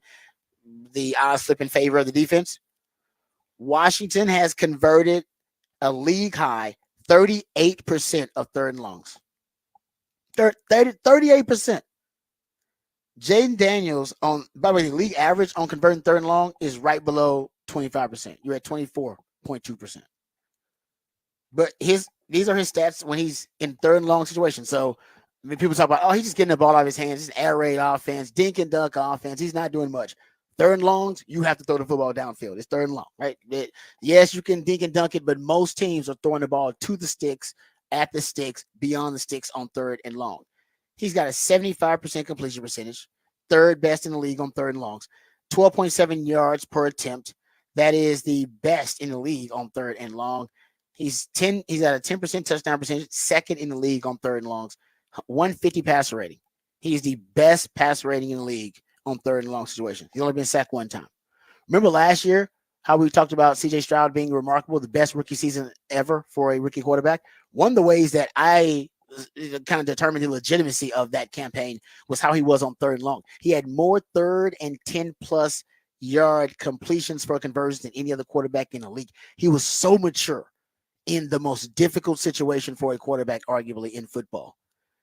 And we're seeing the same thing from Jaden Daniels. And that, to me, is mind-blowing. So that dude, as long as he's playing like that, the Washington thing is real. They got him one. And then for the Texans, since we're talking about third and longs, they are the Texans right now are the third best team in the league on third and long. They're converting 36%, or over 36% of their third and long plays. I've been complaining about third and long with the Texans all season long. And honestly, they're making me look like a fool because they are converting third and longs. And it really hurt. It cost them one game. And I think it'll end up costing them more games if they don't remedy the issue, but it doesn't matter. 30% of their set of downs ends up turning into third and long. So they're in third and long 30% of the time. And that's 31st in the league, by the way. The Browns are the only team that's in third and long more. That's because Deshaun Watson is a disaster. A disaster. What's the irony of that? The former Texans quarterback, it has the Browns in the worst third down situations in the league, more than any other team. And the Texans, the team that he left, even though they have their saving grace at quarterback, they still can't figure it out. They're always in third and long. But it don't matter for the Texans because they're converting them 36% of the time. Third best in the league. Washington's first, they're third. He leads the league, CJ Stroud does, in passing yards on third and long. 94 more than any other quarterback. They're in the third and long slot, and he is brilliant in those situations. But first and second year quarterbacks are not supposed to be good in those situations, and those two are. So I don't know what it's telling me about the question for the top for the Big Fat Pro today, but I don't know, just looking at all those teams and why they're so impressive, it's the quarterbacks playing really well. Minnesota may be the exception. I know Sam Darnold is playing really well, but I think that defense to me is more impressive. For every other group, it's the quarterback that's the most impressive element of those runs and those teams. For the Texans, it's CJ Stroud. For the Washington Commanders, it's Jaden Daniels. For the Kansas City Chiefs, we're in awe of Patrick Mahomes. How the hell is he doing it? The stats don't even say he's good anymore. Yet the eye test is like, he's the best. Even the stats are like, he's not that good. He's like, no, he's the best. His pay salary doesn't say it anymore. He's outside the top 10 highest paid quarterbacks in the league. Salary doesn't say he's the best. Stats don't say he's the best. What do your eyes say? He's the best. Yep, no doubt. And it actually ain't even close. That's the crazy thing about it. Now he's separating in our eyes. But in the stats, he's not. In the stats, it's actually becoming, more closer. There's more parity, but no. You would think there's a closer comparison, but it ain't. Anyway, random rant there. I should have saved that for Rod's rant. We could just play this. We can just play it right now. All right, let's get to the Horn headlines. We got to get updated, got to get educated and informed with all the top stories today with my man Patrick Davis and the Horn headlines. All right, your Horn headlines brought to you by Top Gun Rentals and Lawn Equipment. In the MLB playoffs, the Tigers evened their series with the Guardians with a 3-0 win. Drake Skubal pitched 7 innings, only allowing 3 hits, and Kerry Carpenter hit a 3-run homer in the 9th inning to give the Tigers the lead. And the Royals held on after a 4-run 4th inning to beat the Yankees 4-2. Salvador Perez started the scoring for the Royals with a no-doubt homer, and solid pitching from the bullpen was able to hold the Yankees to just one more run in the game. All 4 series are now tied 1-1 with the NL teams playing through game 3s today. And in the NFL, the Chiefs remained undefeated after a 26-13 win over the Saints on Monday Night Football. Kareem Hunt ran for 102 yards and a touchdown, while the Chiefs defense held the Saints to 174 yards of total offense. Derek Carr left the game in the fourth quarter with an oblique injury and is set for an MRI today. And that is your Horn headlines. All right, thank you, Patrick, for the Horn headlines. Let's hit this salacious story related to the Texans. I'll give you a Cowboys nugget, then we'll go to break and we'll get in Roch Rant. We'll hear more from Steve Sarkisian and we'll get back to previewing Texas, Oklahoma. Okay, so I saw this story and Patrick saw it too. And I'll try to give you the Cliff Notes version of the background here, just so you'll know it. I don't think you need to know any of the real details, but I'll just give you why it's important. So if you're keeping up with like hip hop trends, Offset, Cardi B, male and a female rapper, they hooked up. They were together for a while, had some kids, but Offset reportedly has been cheating on her and had been cheating on her for a while with different women, whatever. He's kind of a dog.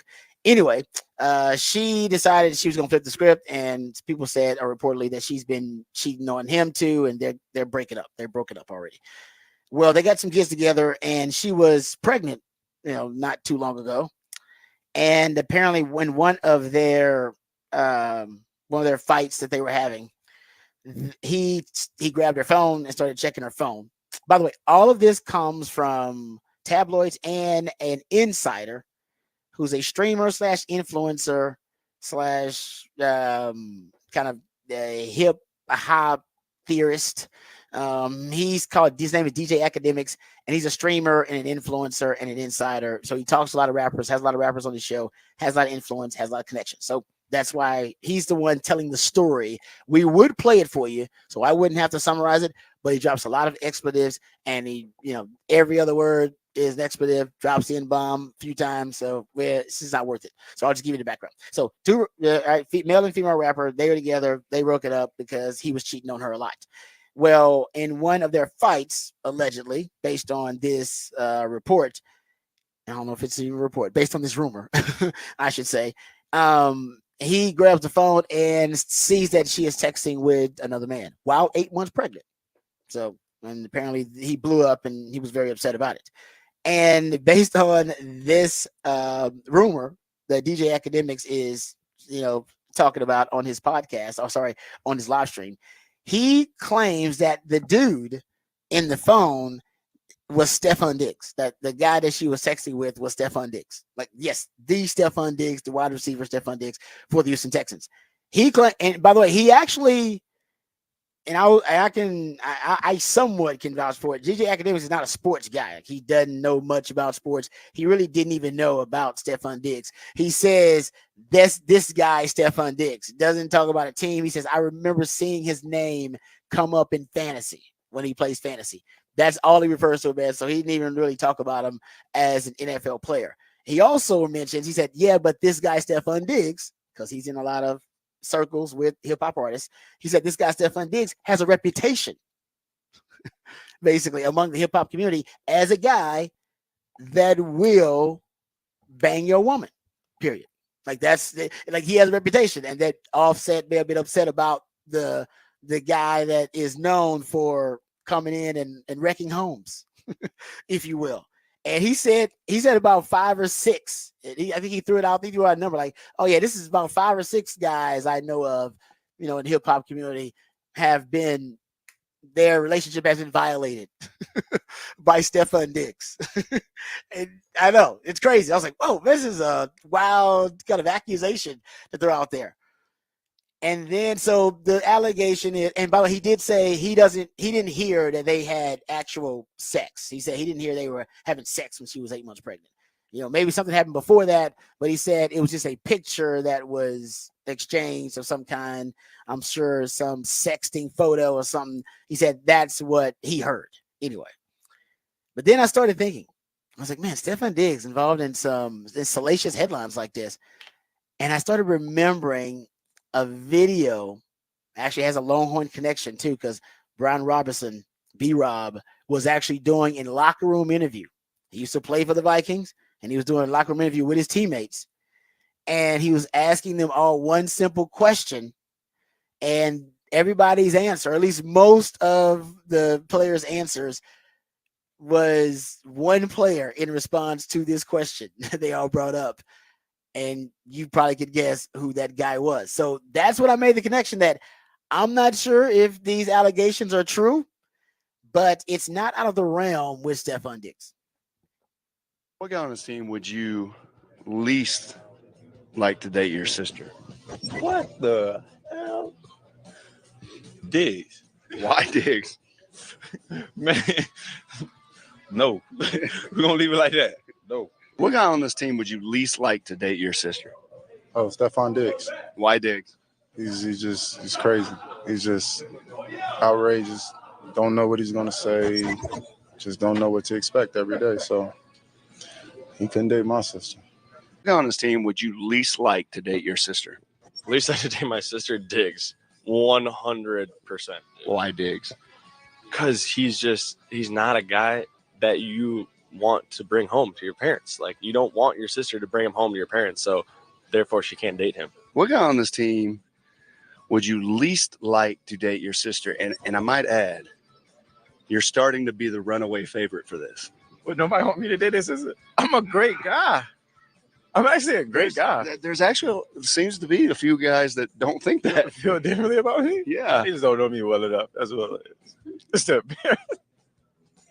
All right, who don't I want to date my sister? Weatherly. Why Weatherly? Because he's ugly.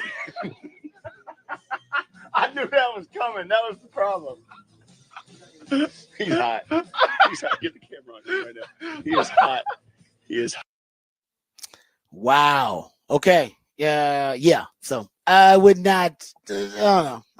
I wouldn't be shocked if there was some truth to that rumor that Cardi B may have had something going on with Stephon Diggs. Anyway, we got breaking news that just happened. I don't know, about 10 minutes ago. I want to make sure it was confirmed and that wasn't just some I don't know, some bogus account that was throwing it out there. I got the Adam Schefter right here with his 11.3 million followers. And the word is Robert Saleh has been fired from the Jets. It is done. Jeff Ulbrich is being named he's the former defensive coordinator. He's been named the interim head coach. Wow. I'm surprised by that. I thought this must mean him and Aaron Rodgers, they must have been on the outs. They didn't get, I figured he had enough of a relationship with Aaron Rodgers that Aaron Rodgers would have his back because they're kind of an Aaron Rodgers led franchise right now. And something must have happened between him and Aaron Rodgers, I think. No, and, I mean, this feels like this is going to end really poorly for the Jets, doesn't it? Oh, it was already heading that way. It was already trending that way anyway. This is now, I'm with you. Now you may go from full on dumpster fire to flaming landfill. Yeah. But it's quarterback, man. I've always said it all the time, every time. If you come into a situation as a head coach and you don't figure out quarterback immediately, you don't get a quarterback solution rather quickly, you're on the hot seat immediately. The quarterback position is tied to your job security as a head coach. And here are the quarterbacks he had. First of all, the Zach Wilson thing. That killed him. Yeah. Then it was Mike White. He got Aaron Rodgers he threw out there. They went through 6 different starting quarterbacks during his time. He wasn't there that long. But I mean, and so it's not all his fault. I'm not saying it's all his fault, but it is your responsibility. You better figure it out. And I think they figured it out too late. And Aaron Rodgers, I don't know if that was the right course of action because I don't know if that's paying off the way they thought. And I think maybe that's why he's being fired. Like, man, you told us to go all in on this Aaron Rodgers thing, and you said this was your one. We gave you the other ones. You couldn't work that. You couldn't work it out with Zach Wilson or any of the other guys, Mike White or any of. So we gave you Aaron Rodgers. That's who you wanted. It's not working out. You got to go. We can't get rid of him. We're paying him too much money, and we don't have a solution at quarterback. Wow. Yeah, I'm not. Like I said, we knew it was going to happen anyway. It wasn't like he was going to turn things around. It wasn't like this year. The craziest part about this is it's not like the defense was the major problem. No, the defense is not the issue. No, it's that Aaron Rodgers has not played good football. Just can't fire Aaron. I mean, you can bench him and just be can. like, hey, Aaron Rodgers, you're a cancer. Go home. We're sorry. We shouldn't have paid you. You should go. You'd be off our team. We'll be fine. But you cannot infect us anymore. By the way, Nathaniel Hackett, you can go too. We'll go start over on offense. Wow. You could do that. Now, I'm not saying Robert Saleh was going to keep his job after this either, but yeah, to do it this quick, I'm just saying, if I'm the Jets, I would be very cautious if you are doing this because Aaron Rodgers wanted it done. I would be too, but would you be surprised? No. I'm saying if you're the because I believe he's. You saying I wouldn't follow that. I know I'm with you. I don't know. If I would say continue to watch this, because if he's just going to be like, look, I'll make your team a winner, he won't. As you can tell by the Packers being good after he left, it wasn't. If they bring in Devontae Adams too. Well, no, but you just go look at it. I think if you want to look between Aaron Rodgers and everybody, go look at the Packers right now. Are they hurting because they traded Aaron Rodgers? Are they hurting? No, they did at the right time. That's the Packers. So it was not necessarily Aaron Rodgers who was winning games. Like, he's good. Like, he was really, really good while he was there, but it wasn't. He did not save the franchise. The franchise was always good, and he was really good on the franchise. Agreed. Yeah. And the Jets have always been really bad, and Aaron Rodgers is not. I think the belief was that Aaron Rodgers, they were good because of him. Yes. They were just good with him. Yes. And now they're good with somebody else, but they're not good because of him. And if they were good because of him, that's why he believed, hey, you know what? I saw Tom Brady do it. They were good because of Tom Brady. And I think some guys start, you know what? Hey, they're going to be good because of me. And it's like, it ain't that easy. Tom Brady went there and raised hell about changing stuff and changing the offense. He brought in the right guys. I don't know if friends of Aaron Rodgers are the right guys. I will say that when Tom Brady brought guys in, he brought in some difference makers that helped him out. I don't know if Aaron Rodgers' friends have helped him out as much, in terms of production on the team. Yeah. Translating to wins. But that is who's gonna get the job? Like, who? That's somewhat of an attractive job, isn't it? It's the New York Jets. They got some talent on defense. I mean, they got some talent, period. They actually started stockpiling a little talent when Aaron Rodgers got there. They went from being they thought they were going to be a Super Bowl contender to firing the coach in 5 weeks. Wasn't they supposed to be a Super Bowl contender to start the season? They're supposed to be like, no, but that's why they got an outside shot. That must be why they did it so early. They did it so early because they think they still have a shot to get to the Super Bowl, and they cannot do it with Robert Saleh because clearly he's the problem. I'm not saying Robert Saleh was this great coach who deserved to be kept, but that is crazy to fire him that early in the season without a real if you've got somebody else. Yeah. If you've got a defensive mind that's out there that's currently if you think Mike Vrabel or Bill Belichick is your guy, it's the only two names I can think of guys who would be defensive minded that you could bring in and try and add some discipline to this defense, that Aaron Rodgers wants to whip it into shape because these guys aren't doing what they need to do, which is hold teams to 0 points. So if I get a field goal, we win games. Yeah. I mean, I know there was some subtle jabs between Aaron Rodgers and Robert Saleh before via the media. I mean, they're obviously the trip that he took overseas and the way the team handled it, where they were still having training camp and he was going to miss training camp. I think that was a failure on the Jets' part, because they should have asked him, hey, when you're available, we'll do the OTAs around your schedule. They should have asked him. They didn't do that. And it should be on Aaron Rodgers as well. You want to be a champion, you want to be a winner, show up for all the OTAs, right? If you want to be devoted to the team. So I think both of them failed in that part, but there was some subtle jabs taken in. I remember it was a couple of weeks ago, and we played the audio of them asking Robert Saleh about the hard counts, and Robert Saleh saying, maybe we need to cut out some of the hard counts, man, which is like a Aaron Rodgers. That's one of his staples. That's one of his go-to moves. Like, he's known for having the best heart count in the NFL. I'm not saying this was the issue. I'm just saying this was one of the subtle jabs they took at each other via the media, and this was a recent one. And then Aaron Rodgers, basically, his reply to that was, maybe we should just hold guys accountable. Maybe, instead of stopping the hard counts, maybe, we just need to make sure that guys are accountable. And he didn't say it like that. He didn't say it in a respectful tone. He said it very smarmy, smart aleck tone that only Aaron Rodgers. I've been doing this forever, so why should I change? Yes, but I was just wondering if that was just some of it seeping out in the media, and maybe behind the scenes there was a lot more angst between those two than we realized. And I mean, there might be people above Robert Saleh that are scapegoating him too. It feels like he was getting scapegoated on the bottom and the top, because it's not just Robert Saleh who brought in Aaron Rodgers.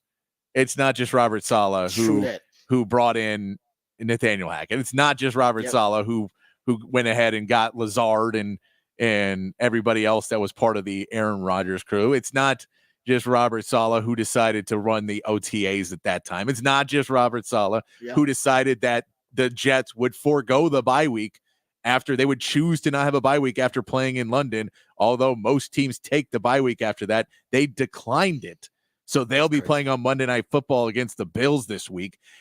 They fired a coach, but when they don't get the bye week, even though they normally would, those are not all Robert Saleh decisions. And if they were, holy crap, you gave a lot of power to a first-time head coach. Yeah, you did. And one who wasn't winning a lot of games. Which, by the way, is a failure above him anyway, because he should not have all of that power to make all those decisions. There should be group decisions and things thought out together. So if you say, so it feels like he's getting scapegoated by everyone right now, because they're just basically going to sell the fact that they're still a Super Bowl contender. But there was Robert Saleh that was the reason that they weren't able to score points. Yeah, I know. That's because that was the big issue. It was your offense has been in shambles for the last, really, honestly, during his entire tenure. And that's on the head coach and that's on the front office. During his entire tenure, they haven't found an offensive identity, and that offense has been a wreck. And you know what you've done? You wasted one of the best draft classes in like NFL history. Well, you wasted but you wasted the advantage of it when you had the Garrett Wilson and Sauce Gardner draft. And man, think about it. You had those guys on a rookie deal. Now you got to get close to signing those guys to their extensions. Yeah, you're getting real close. And especially if you ain't winning. Yeah, exactly. So you kind of wasted that little window you had too with those guys, because now you got to pay them on top of having to go draft your quarterback. Right now, the Jets are they are one of the worst franchises in the league right now. Period. That's just so. And for the record, all the way around. When they get 20 points, they win. They've won 2 games where they scored 24 in both their wins, and their losses they scored 19, 9, and 17. So they hit 20 points, they win. They're good. But if they didn't, they've lost those 3 games. That's not necessarily a Robert Saleh thing. It's an Aaron Rodgers and Nathaniel Hackett. You got to score a couple touchdowns. Their offense. It's their offense. It literally is the Aaron Rodgers offense. That's why he brought Nathaniel Hackett with him to be kind of the curator of the offense. Yeah. Okay. So shocking news there. All right. We come back. Little Texas, Oklahoma preview. We'll break it down just a little bit. Hear from Steve Sarkisian as well, talking about the Sooners, all of that and more. We return right here on the Rodcast featuring Patrick Davis. I'm Lifetime Low and Rod Davis coming back on the horn.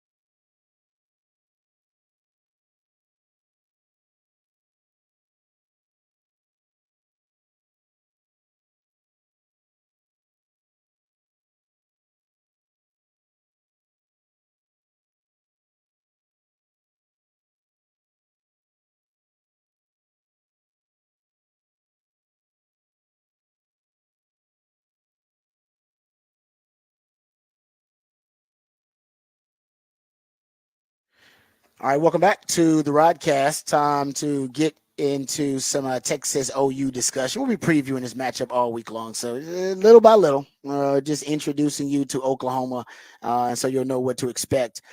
But one thing that Oklahoma's going to have to do, and I don't know how they're going to do it. I can't wait to see how creatively, how they try to innovate and find ways to convert, get first downs, move the chains, and score points, because they struggle with that. They just do. And they're not an explosive offense, and they haven't gone up against a defense arguably as good as the Texas defense. The Texas defense in a lot of metrics is just a top 10 defense all around. And you look at explosive plays for the Oklahoma offense. If you're looking at explosive plays, or you're looking at advanced metrics. Let's take advanced metrics first. Right? Let's look at offensive success rate. Success rate, when you get 50% of the yards needed to convert on first down, at least 70% of the yards needed to convert on second down, and 100% of the yards needed to convert on third and fourth down. The success rate for Oklahoma, offensively, 127. Rushing success rate, 125. Drop back success rate, 120. That is in stark contrast to their defensive success rate, which is 34th, 9, and 90th actually in their drop back success rate on defense. Offensively, they just haven't been able to establish any type of identity. With Jackson Arnold, that wasn't the case, and he was way too turnover prone. They put in Michael Hawkins, who, by the way, can make plays with his legs, and even Sark said that, right? He can make plays with his legs, and he did in that game versus recently versus Auburn. He ran for a 48-yard touchdown. So he can get loose if you allow him to. So if I was Texas, I'm going to keep a spy on him in passing situations, because I'm not even going to allow him to make plays or improvise, because he is pretty explosive. But they are going to struggle trying to throw the football downfield. They are vertically challenged. I said that about Michigan when Texas played Michigan, and remember the struggles they had trying to throw the football downfield, get some chunk yardage plays in the passing game. They have 7 plays, passing plays of 10 plus yards. Michigan does 120 is 129th in the country. Oklahoma's got 8. They're 126th. They have some similar challenges in being able to operate the vertical passing game and with any efficiency. Hell, Texas is 8th in the country in 20 plus yard passing plays with 25 of them. So I don't know. The Texas offense matched up against the Oklahoma defense. That is going to be the challenge. Oklahoma's defense is really good, very opportunistic, top 3 in takeaways, I believe. They're 3rd in turnover margin. That's really their bread and butter. But you go look at sacks, they're top 10 in sacks, they're 9th. Tackles for loss, they're 14th, so a top 15 team in tackles for loss. Splash plays and negative plays, that really will determine the game. If Texas can avoid those negative plays and they can avoid turnovers, Texas will win this game, and they'll win it comfortably, and it probably won't even be a lot of drama. But if there are negative plays by Texas and Texas turns the ball over, which they did last season in this matchup, this could be a really interesting game in the fourth quarter. Not saying Texas still won't win it, but I think it'll be really competitive and come down to the wire. But if Texas plays a clean game, like I said, avoid the takeaways, avoid negative plays, there's really not a lot the Oklahoma defense can do, because I don't think they can. They're not going to stonewall you. They're not going to suffocate your offense. They're going to make crucial plays in critical moments. That's what Oklahoma does really well, and that's what Texas has to avoid. But I was looking at, this is the thing too. Texas offense, right, is an elite offense, and Oklahoma's offense is one of the worst right now in college football. You go look at they had 58 plays of 10 plus yards. That's 111th in the country. So they don't have a lot of explosive plays on offense. So that matchup favors Texas, right? Just their offense versus Texas offense. When you look at their defense, which is the elite element of their team, all right, their defense is top 15, I think, in the country overall. I think it's a really good defense. But Texas defense is better in most of those metrics, right? You go look at third down defense, they're 17th, but Texas is 8th. touchdown percentage allowed in the red zone, they're really good. They're 12th, but Texas is first. Texas is the best touchdown percentage defense in the red zone, best red zone defense arguably in the country. 10+ yard plays allowed, they're 25th, so that's pretty good. But Texas is first in 10+ yard plays allowed. They are 17th in 20+ yard plays allowed, which is really good in limiting explosive plays. But Texas actually is first in 20+ yard plays allowed. Nobody's better at limiting explosive plays than Texas. Where they separate from Texas is tackles for loss. They're a better defense. Sacks, they're a better defense. And takeaways, they're a better defense. That's their bread and butter, but not necessarily a better defense overall. They're just a more havoc-minded defense than Texas. That's what this game is going to come down to in a lot of ways, and that will determine the momentum shifts in this game that are so drastic if Texas is making mistakes like that and you have self-inflicted wounds. That's what happened in the Mississippi State game. Game stayed close. If it happens in this game, same thing, it'll stay close. I still think Texas can win it with some mistakes, but it could end up being a lot closer than anticipated. All right, we'll talk more about Texas OU tomorrow. We come back. We got Who Said That on the other side. That's when Patrick plays piece of audio from the sports world, sometimes beyond the sports world, and based on the context clues or familiarity of the voice, you have to identify who said that. We'll come right back on the Rodcast featuring Patrick Davis on Lifetime Longhorn. Rod Davis coming back on the Horn.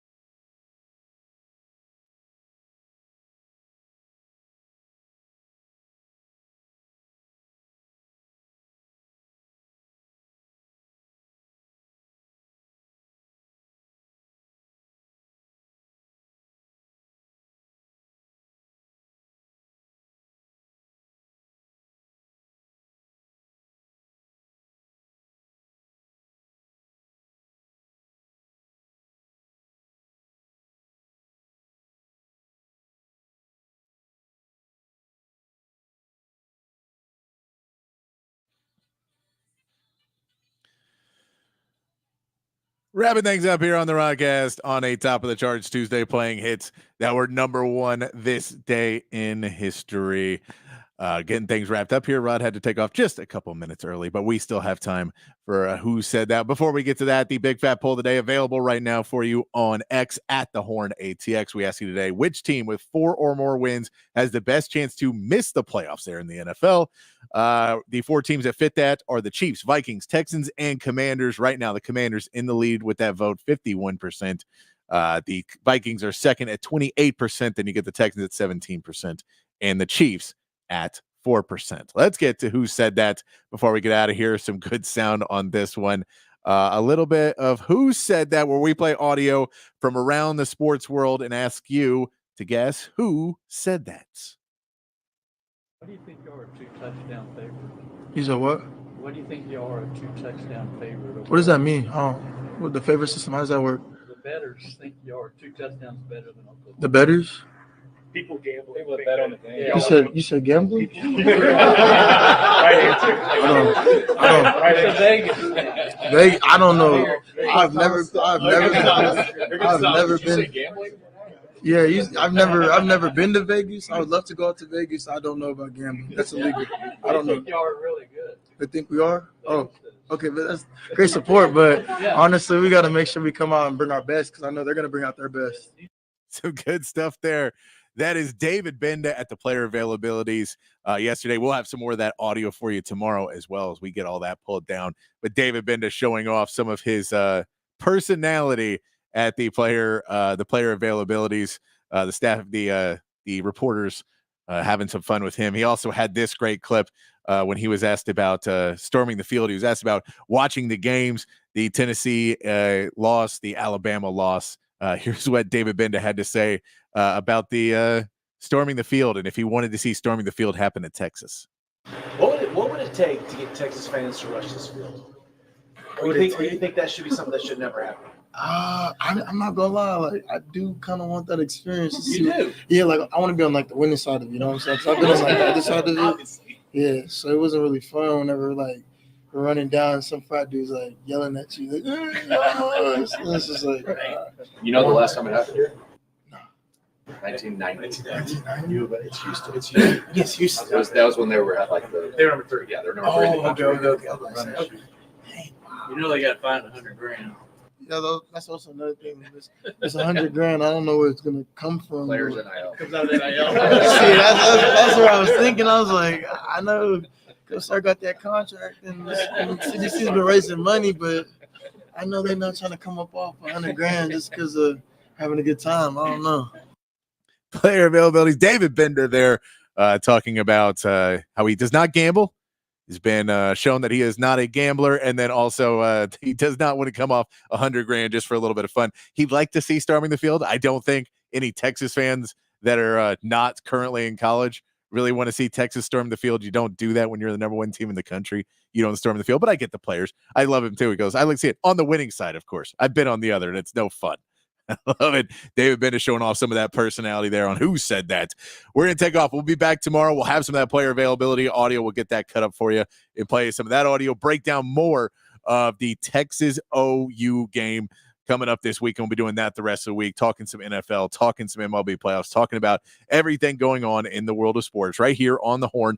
Myself, Patrick Davis, and of course, the great Rod Babers coming back to you tomorrow morning, 6 a.m. right here on the Horn. Until then, be kind, be safe, keep your underwear clean, and we'll see you right back here tomorrow for more of the Rodcast.